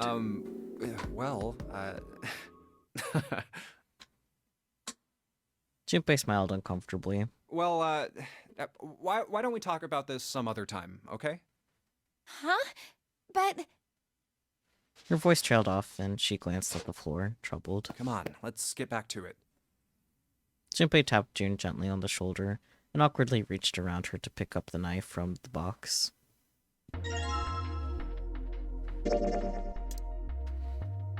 Maybe I'll use the whetstone to sharpen the knife. The blade of the knife is getting sharper by the second. I should be able to cut something pretty good with this. Yay, a knife! It's one of those swinging doors. You see them a lot in between kitchens and dining areas and restaurants. Without this door, you need to run all the way around the partition to get the other side. That'd be a real pain in the ass, huh? Well, I guess it's not really important, but still. What haven't I done? What do I need to use the knife with? What have I not clicked? Hey, Santa. Could you open that door, please? What the hell? There's no way I could open that thing. I guess you're getting to that age where your eyes start to go, huh? You'd better watch your mouth, boy, or someone won't live long enough to see that door opened. This has got the two of them on edge. We gotta get out of here, and fast. Hey, is that a boiler over there? Who knows? The pipe goes up into the ceiling. Maybe, just maybe, we could climb onto that pipe and get out of there. Idiot. How the hell are you supposed to get into a pipe that size? Well, at least he kind of got my joke. That makes me kind of happy. Oh boy.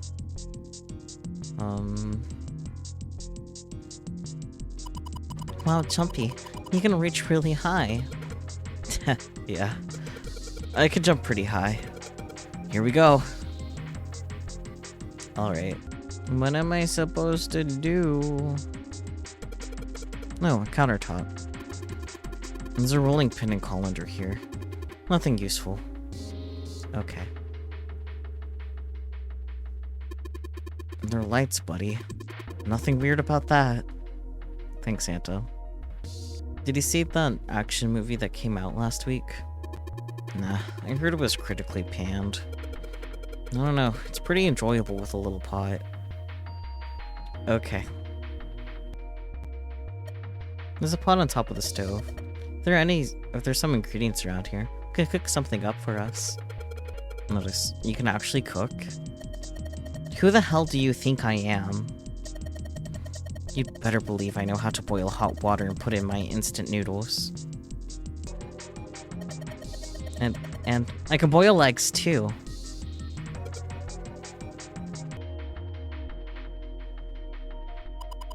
This table looks really old-fashioned. Probably means this is an old boat. Really? I just hate this game sometimes, because what the fuck am I supposed to do? I swear I've interacted with everything. At least once. This bolt is rusted in place. It won't budge. Of course! Maybe if I put some oil on it. Hey! Just a little bit of oil and... Come on. Come on, you little son of a bitch! Whoa. Ha! Yes! Got you, you little bastard. He did it, Jumpy. You're so smart. Fucking doors. As Junpei walked into the room, a blast of cold air washed over him. Almost instinctively, he folded his arms tight across his chest, doing what he could to conserve body heat. Oh, it's cold in here. What is this place? The freezer. Are you blind? Perhaps. It's a freezer. Thank you, Santa. Santa's teeth had already begun to chatter. Hardly surprising. The freezer was far too cold for someone dressed as he was. Lotus, however, was an even worse situation. Oh, no way! That's way too cold for me. I'll freeze solid in seconds. Sorry, but I'm afraid I'll have to pass on this one. I'm going to leave the rest to you. And with that, she ran out of the room. As Lotus left, June came in. Oh, whoa. It's really cold in here.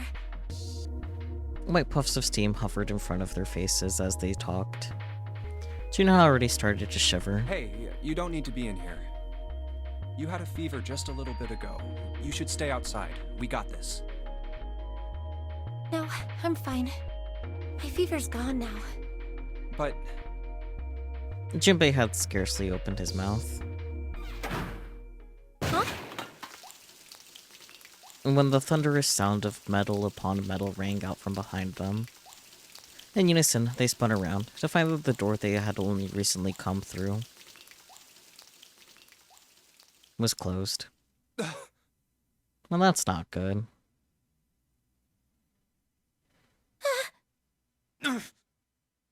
Junpei rushed to the door. No! Why did it suddenly close? Desperately, he grabbed hold of the doorknob. Ah! It was cold. Beyond cold. Nearly touching it was painful. The knob's frozen! But why? They quickly deduced that the pipe next to the door had ruptured. It looks like the pipe next to it broke, and...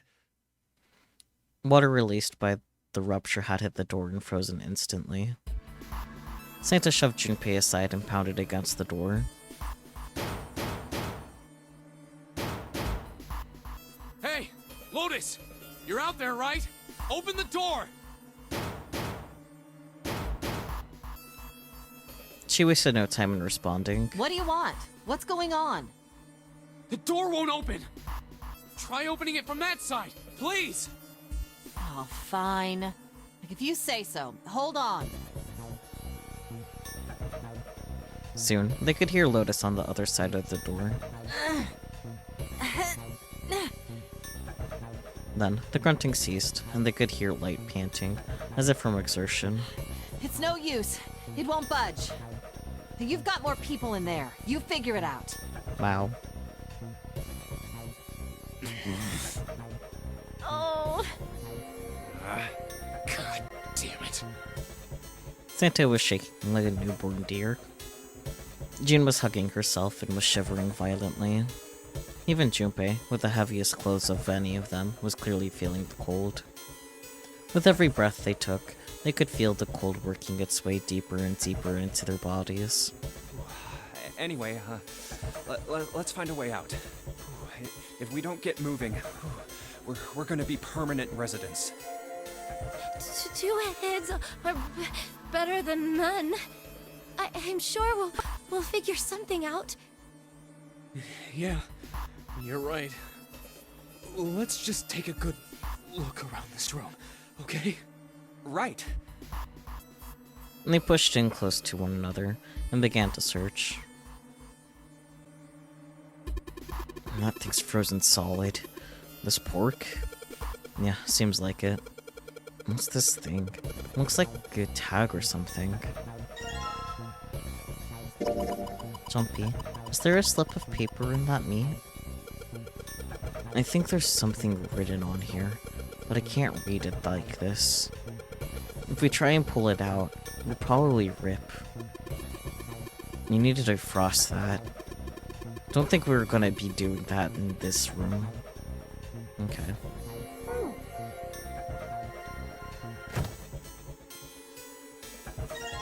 Dry ice. Junpei picked up the dry ice with his sleeves as to avoid burning himself. Dry ice is just frozen carbon dioxide, right? Yeah, it is. I wonder how warm it has to get for it to turn back into gas again. Hell if I know. How is that gonna help us anyway? Oh, well, I figured we might be able to use it to get out of here. They were about to move on when June spoke up. Carbon dioxide sublimation point is negative 109 degrees. Any warmer than that, and it'll turn into gas. Any lower, and it becomes a solid. Junpei looked at her, dumbfounded. Oh, how do you know that? Despite my looks, I'm the the queen of random knowledge. Looks bad to mess up when you're showing off.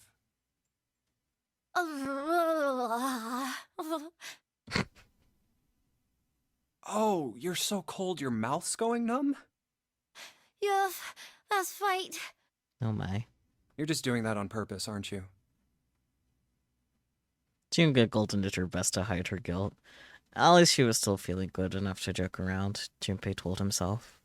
Come on, guys. Don't you think that's kind of weird? I wonder why it doesn't turn into a liquid first. Science. Santa was now shivering at an astonishing rate, but his curiosity seemed unaffected. Junpei. He wanted out of the freezer now. It did seem rather odd. Man. It seemed rather odd. It is kind of weird. June answered. But it can turn into a liquid. Liquid Carbon nitrogen. dioxide turns to liquid if you put it under high enough pressure. Yeah. You don't examine more things in the freezer. Well, I don't think that option had much to do with, like, examining things in the freezer or not. But at 1 atmosphere, normal air pressure... It won't turn into a liquid, right? Oh, that's right. Instead of melting, it'll do what's called sublimating and change immediately from a solid state to a gaseous one. See, that is weird. Water's a liquid between 32 degrees and 212 degrees. So why isn't that the case for carbon dioxide? Because they're different. She replied with an answer that stunned both of them. There's a kind of ice that doesn't turn into liquid when it goes above 32 degrees. Hmm? Huh? I heard about it. Its melting point is 96 degrees. Ice with a melting point of 96 degrees? You mean there's water that freezes at 96 degrees? Yeah, well, you could also look at it as ice that won't melt until it's 96 degrees. Water that freezes at 96 degrees. Ice that won't melt until it's 96 degrees. Junpei was cold as hell, but this was too interesting to ignore. He did his best to warm up by rubbing his arms and stamping his feet, then put the question to June. So what's this ice with a melting point of 96 degrees called? I heard it's called Ice 9. Of course it is. Ice 9? Originally, Ice 9 was a made-up substance invented by a science fiction author. But recently, scientists have discovered that such a substance actually exists. Wait, hold up. So is this thing called Ice 9, or is it water? Like I said, if the ice is over 96 degrees, it'll be liquid. If it's under that, it'll solidify. So you could think of it as a polymorph of H2O. Here, think of it like diamonds and graphite. They're both made of carbon, right? But depending on the structure of the crystallization, the hardness and structure are completely different. So you're saying normal water and this Ice 9 are like that? Yup. She wasn't finished. Have you heard the story about the crystallization of glycerin? For 150 years after the discovery of glycerin, people cooled it, warmed it. They did all sorts of things to it. But whatever they did, it never crystallized. However, one day in 1920, some glycerin on its way to England by ship was discovered to have crystallized during the trip. Scientists around the world wanted to research this new crystallized form of glycerin and asked for seeds. Oh, a seed is a sample of the original crystallized substance. With a seed crystal, further crystallization of glycerin would be easy. However, something very strange happened. Not only did the glycerin encouraged by seed crystals begin to crystallize, even the samples nearby did, even though they were tightly sealed. And it didn't end there. After that day, it doesn't matter where in the world it is. All glycerin crystallizes naturally when cooled to less than 64 degrees. Before that day, no matter how glycerin was cooled, it refused to crystallize. But once the crystallization had begun, it was almost like, how do I put it? It was almost like all the glycerin in the world was communicating. Communicating in some way that we can't sense. And now it's happening everywhere. Junpei was kind of annoyed. I mean, a little bit, but let's not let my annoyance affect the story. Kind of impressed. I was honestly impressed. It was, in fact, a pretty interesting story. Wow, that's pretty interesting. But, what does that have to do with Ice 9? To his surprise, it was Santa and not June who answered. What she's saying is that it's a lot like Ice 9. What happened, I mean. A lot like? Oh, that would be bad. If water everywhere started freezing at 96 degrees? Man. It'd be the end of the world. Junpei felt that Santa might not be treating the idea of the end of the world with the proper concern. At any rate, we're not gonna have to worry about the end of the world unless we can get out of here pretty damn quick. True. He was right. Junpei shivered. Alright guys, I think that's enough of that.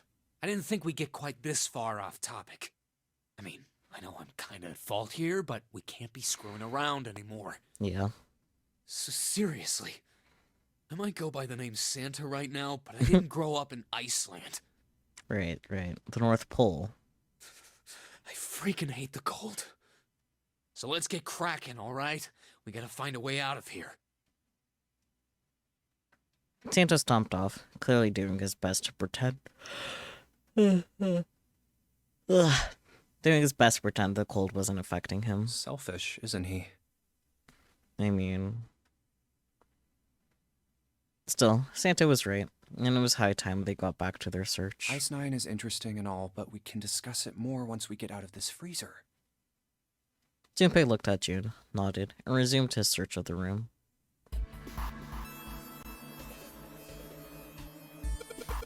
Everything's frozen in here.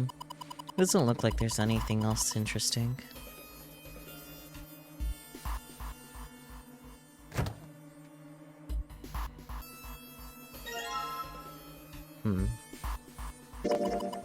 It's really hard.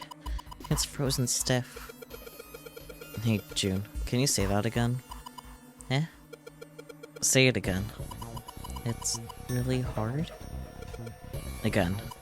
It's really hard. Thanks. Something wrong, Junpei? Your face is bright red. Nothing. I'm fine. If it's that hard, you can probably use it as a hammer. Yeah, good point. Maybe we can use it to break something.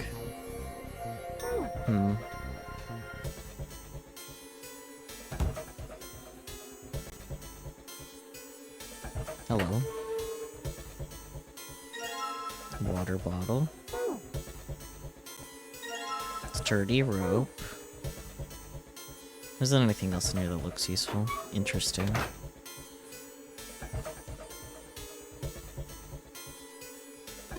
Hey, Junpei. Didn't you find some dry ice earlier? Yeah? There's warm water coming out of that pipe. Warm water and dry ice. What do you think would happen if we put that stuff in a sealed container together? I see.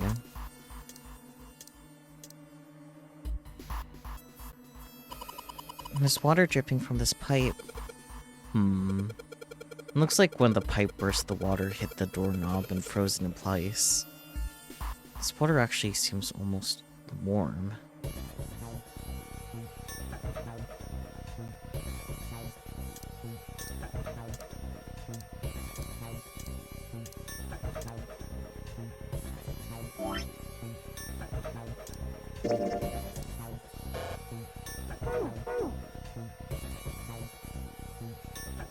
There's warm water flowing through the pipe. Yeah, and this is a water bottle. Put the water in the bottle.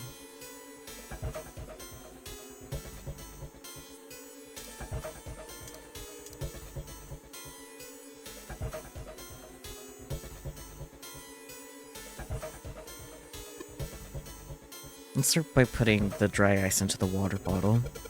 But the dry ice is too big. Well, you gotta figure out a way to make it smaller then, don't you, genius? Knife. No? Okay.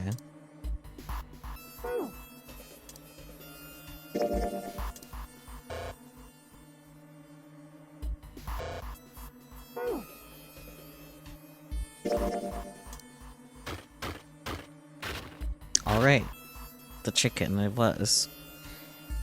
Alright, the dry ice is all in pieces now. I'm gonna put these pieces of dry ice into the water bottle.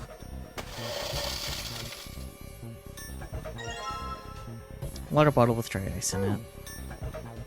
Okay, now I can use it here. Warm water falling into the bucket. Not yet, Junpei. We're not gonna get the result we want unless you can hook that bottle to the doorknob somehow. It's gotta explode right next to the ice on the doorknob. Figure out a way to attach the bottle to the doorknob.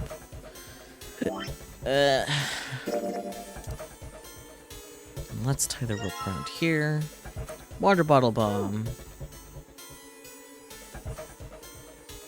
Warm water dripped from the ruptured pipe near the door. Put water into the bottle with dry ice.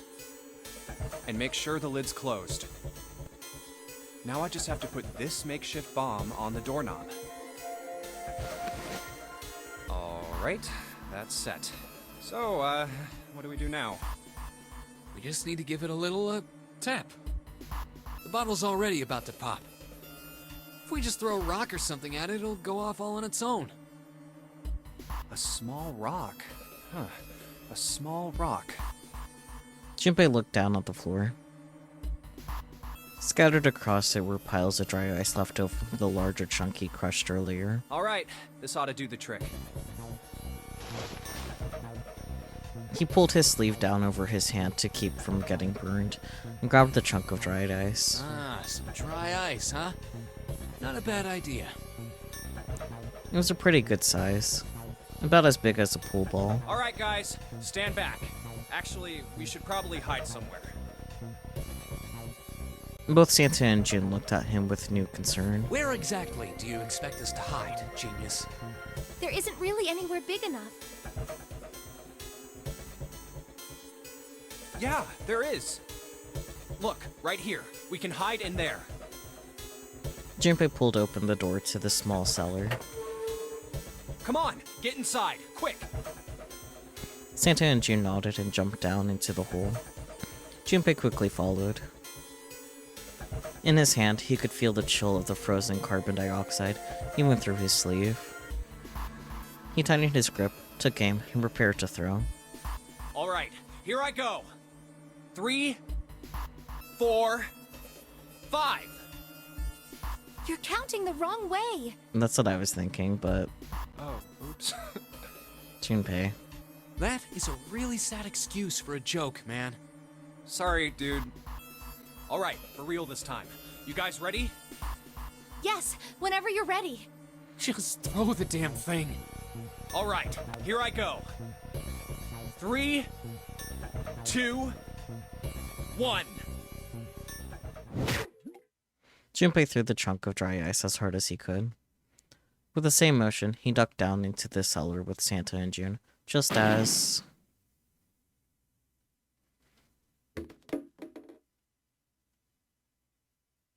Junpei leapt up out of the cellar and ran to the door. Jumpy! The ice on the door! Is it gone? Yeah, it's gone! The blast must have shattered it. Yes! Alright, let's see if it opens. Junpei grabbed the knob and pushed with all his might.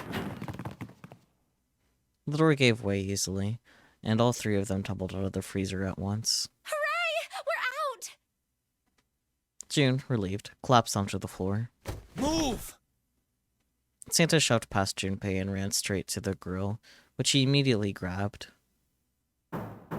Oh, god damn it! Hot, hot, hot, hot, hot, hot, hot! He proceeded to kick the grill in a futile but amusing fit of rage. Well, you did just grab the grill. What did you think would happen? Hey, where's Lotus?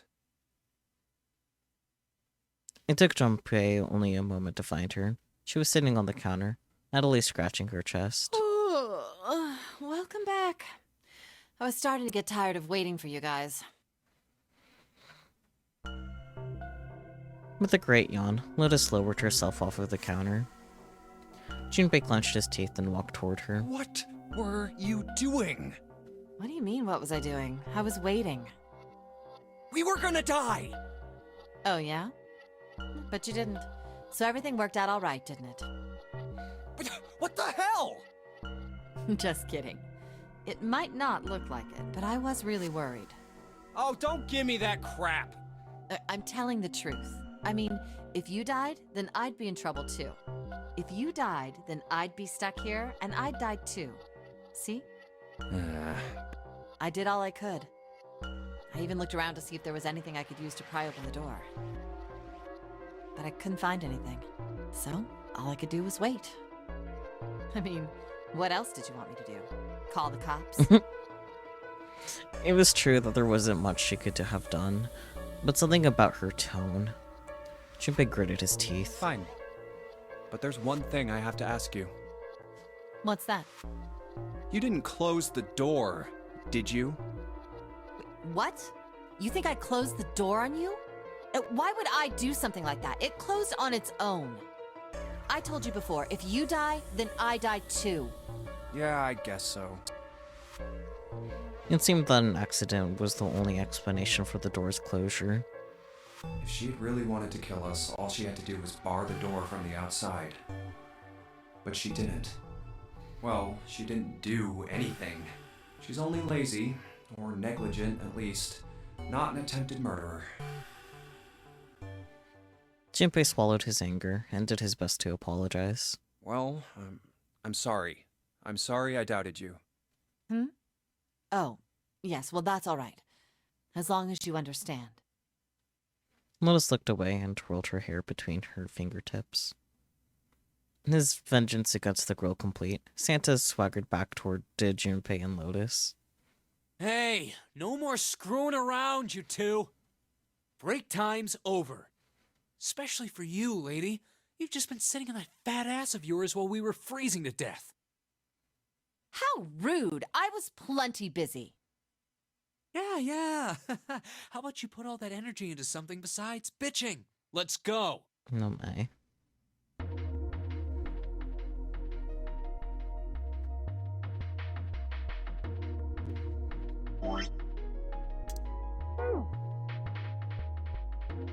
I guess I'll put this meat on the grill. Hey, what are you doing? What are you going to do if the paper burns? Come on, he'll be fine. I mean, it's not like it's gonna burn right away, right? We just gotta keep an eye on it, and the paper will be fine. Well, they can argue all they want. I'm gonna keep an eye on this pork. Cool, looks like it's about time. I'm gonna try taking the paper out. Jumpy, be careful. Sweet of her to care, but I know what I'm... Ouch! See? I told you. Hey, what the hell are you doing? Hurry up and take the paper out. It's not coming out. This thing's frozen stiff. Can't get it out. So, are we gonna have to cut the meat? Yeah, looks that way. Good thing we have a knife. So I'll have to cut into that meat to get the piece of paper. Hey Junpei, I thought you had something you cut me with, didn't you? I mean, yeah, but I thought I would have to pick it up first, then take it to a cutting board, but... Alright, now that I've sharpened the knife... Yes, I cut the pork. Awesome, Junpei. Now we can cut out the paper. C plus 10 plus F. Wow. C is 12, so 12 plus 10 plus F. 12 plus 10... Or no, 12 plus 16 plus, 15. Okay, what's the digital root for that?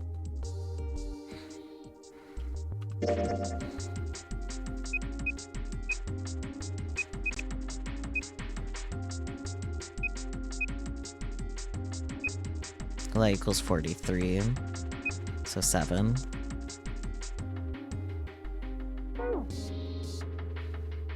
It could also just be, 12, 16, 15.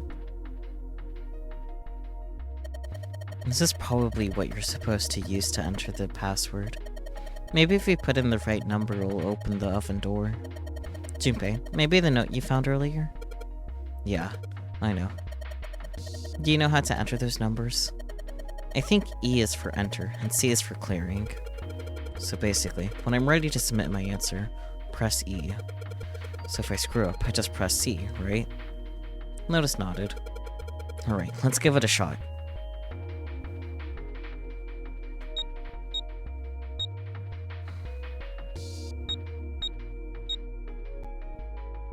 Oh.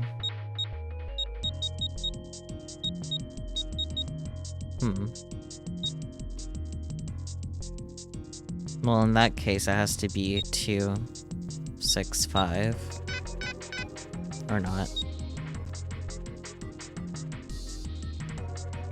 Maybe just 43? Maybe. Oh, yeah, it was just 43. Sounds like metal is falling. Well, I guess that went well. Yeah, the door opened. Good job, Jumpy. Saturn key card. This plate must be for putting stuff in the oven. Okay.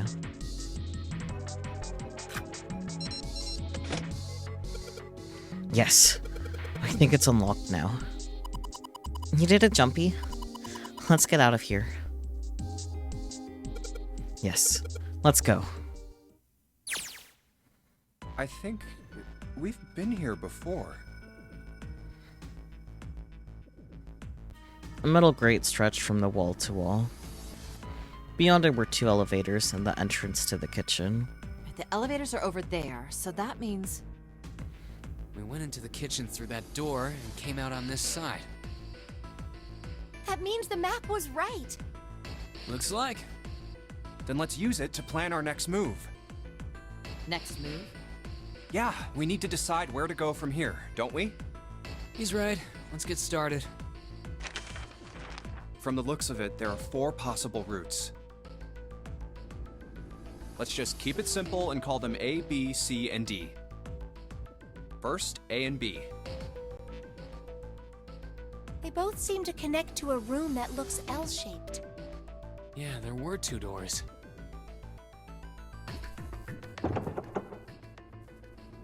But they were both locked. We couldn't open them. Now, Route C. This goes all the way to the main staircase. That means it's door 5, one of the numbered doors. Then do you think we would meet up with the other 4 after this hallway? No, I don't think we will. Why not? Look, there by the stairs. See how the gate is opened? When we went into the kitchen, it was closed. But it's open now. What do you think that means? They opened it. Most likely. And if we take Route C, we're going backwards. That would be pointless. Then that means... All 4 looked at the map. They all looked at the staircase. Its lazy curve leading down, deeper into the ship. Route D, then. D it is. Yup, Route D. Then we're set.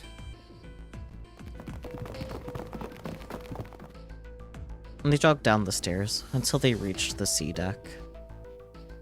Everything looks okay here. Let's check the next deck just to be sure. Yeah, just like I thought. D-Deck is totally underwater. Just like the bottom of the central staircase. And the water gazed back at them, its smooth surface like a great mirror. At least the water level hasn't really changed. Small comfort. May as well head back to C-Deck. What else is here? There are 2 elevators over there at the top of the stairs. Hold on. Just like the floor These are kind above. of different. See? There's a card reader on the side. Another strange mark. Hey, look! It's Lotus's symbol. Huh? See? It's the woman symbol with horns on it. That seems like... Oh! Ouch! Ouch! Ouch! Ouch! Ouch! Ouch! Good. Lotus had taken hold of Junpei's hair. She began to shake him violently, and he thought he would have heard a low growl coming from her throat. What was that about the mark again? Nothing. Such violence. Junpei began to wonder if she was not the devil itself. With an uncomfortable smile, June spoke up. This is a Mercury symbol. The horns symbolize the wings on Hermes' staff. Hermes, herpes, whatever. Herpes? Really, Santa? If we can't get this thing to work, these elevators aren't going anywhere. True. In other words, we need a key card with the Mercury symbol on it. Probably. I guess we can't get on then. Let's just disregard the elevators for now. How about this hallway on the left? Whoa, there's so many doors. They weren't sure how many, but certainly enough to be discouraging. Damn it. If we try and search all these, the sun's gonna go down before we've done half of them. I think the sun already set. I have a feeling this ship is the only thing that's going to be going down anytime soon. That's even worse. Well, we can come back to this hallway later. Let's check the hallway on the other side, shall we? Time to head back to the stairs. To the right was a small hallway. And now the right hallway. Quickly, they headed into it. It was approximately the same size as the alcove in front of the stairs. The hallway led toward the stern, and at its end was a set of double doors. There are doors here too. Well, I guess it's just 4 this time. Let's open them. All right, let's start with this one. Junpei nodded and grabbed the one closest to him. He gave it a small tug and felt it move. Oh, it isn't locked. I'm going to open it. Thrilled to have found an unlocked door, he threw it open. Junpei didn't know what to make of what he saw. What?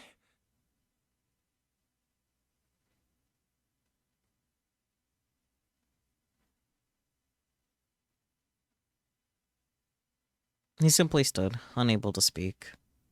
The other simply stared, open-mouthed. After a few long moments, Santa managed to speak.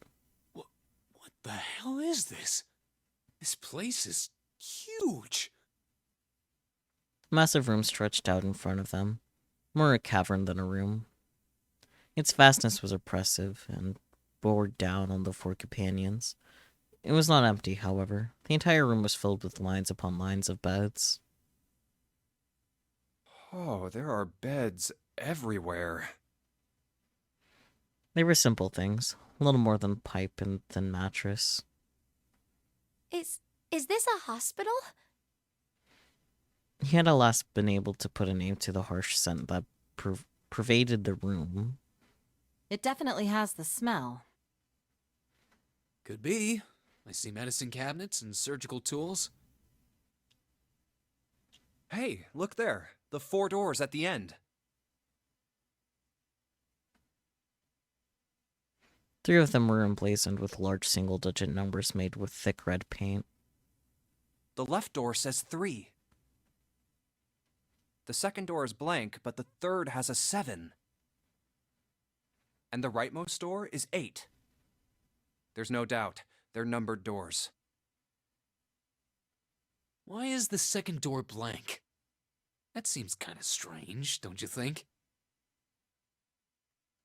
No point worrying about it right now. Let's see if these will open first. Yes, that sounds like a good plan. Junpei headed toward the doors, moving his way between the beds.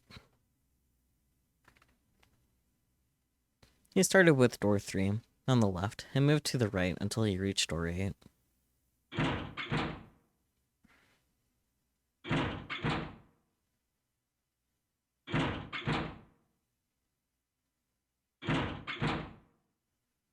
Oh, it's no use. Well, of course. If it was that easy to open these doors, what would be the point of the nonary game? We have to activate the red, or the numbered doors won't... Wait a minute. What's wrong? Look, the display on the red. There's nothing on it. Huh? Don't you remember? The red at the central staircase? If no one was inside, it said vacant. Oh yeah, you're right. But this one... There's nothing on it. Right? I wonder if it's broken. Only one way to find out.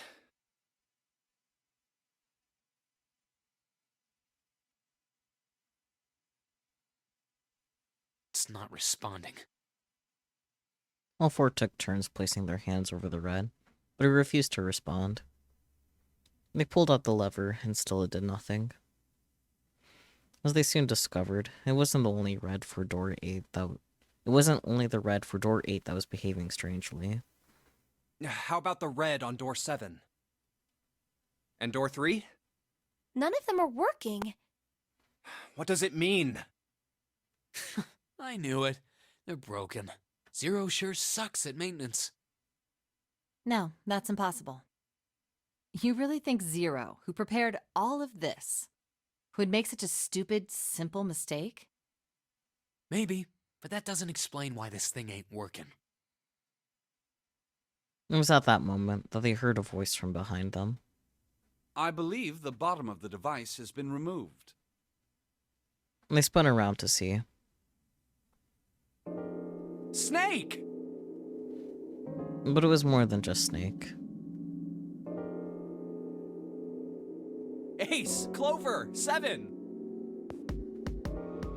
Although they were glad to see one another, it wasn't terribly surprising that they had.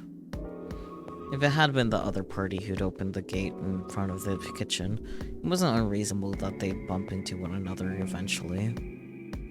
The rest of Snake's team, however, did look rather surprised. How did you guys... How did you end up here? That's my line? Perhaps we should exchange information.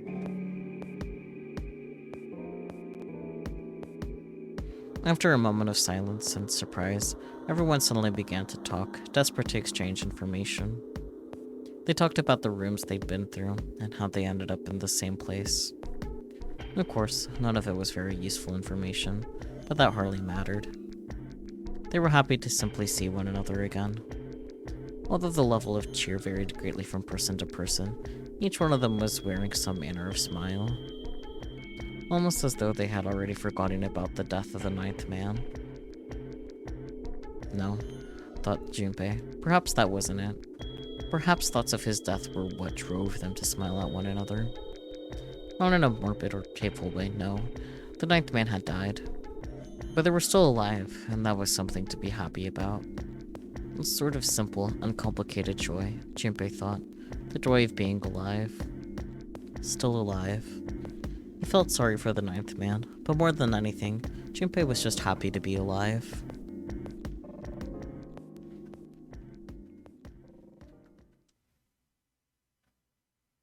There you have it. Our half of the story. I think I'm gonna stop here for the night. Yeah. I'm EP. So far, interesting what's been differing already and whatnot. I am still pretty sus of June and Santa. They haven't given me any reason yet to not be sus of them. Yeah. I didn't mean to do that, I swear to God. I promise. I'm not mad. There we go. I just opened the wrong folder. There we go. What do you guys think so far? I think is a good question. You're also sus of June and Santa, but man, you love puzzle games? That's fair. I like puzzle games when I don't have to hurt my brain to figure out what's going on. Yeah.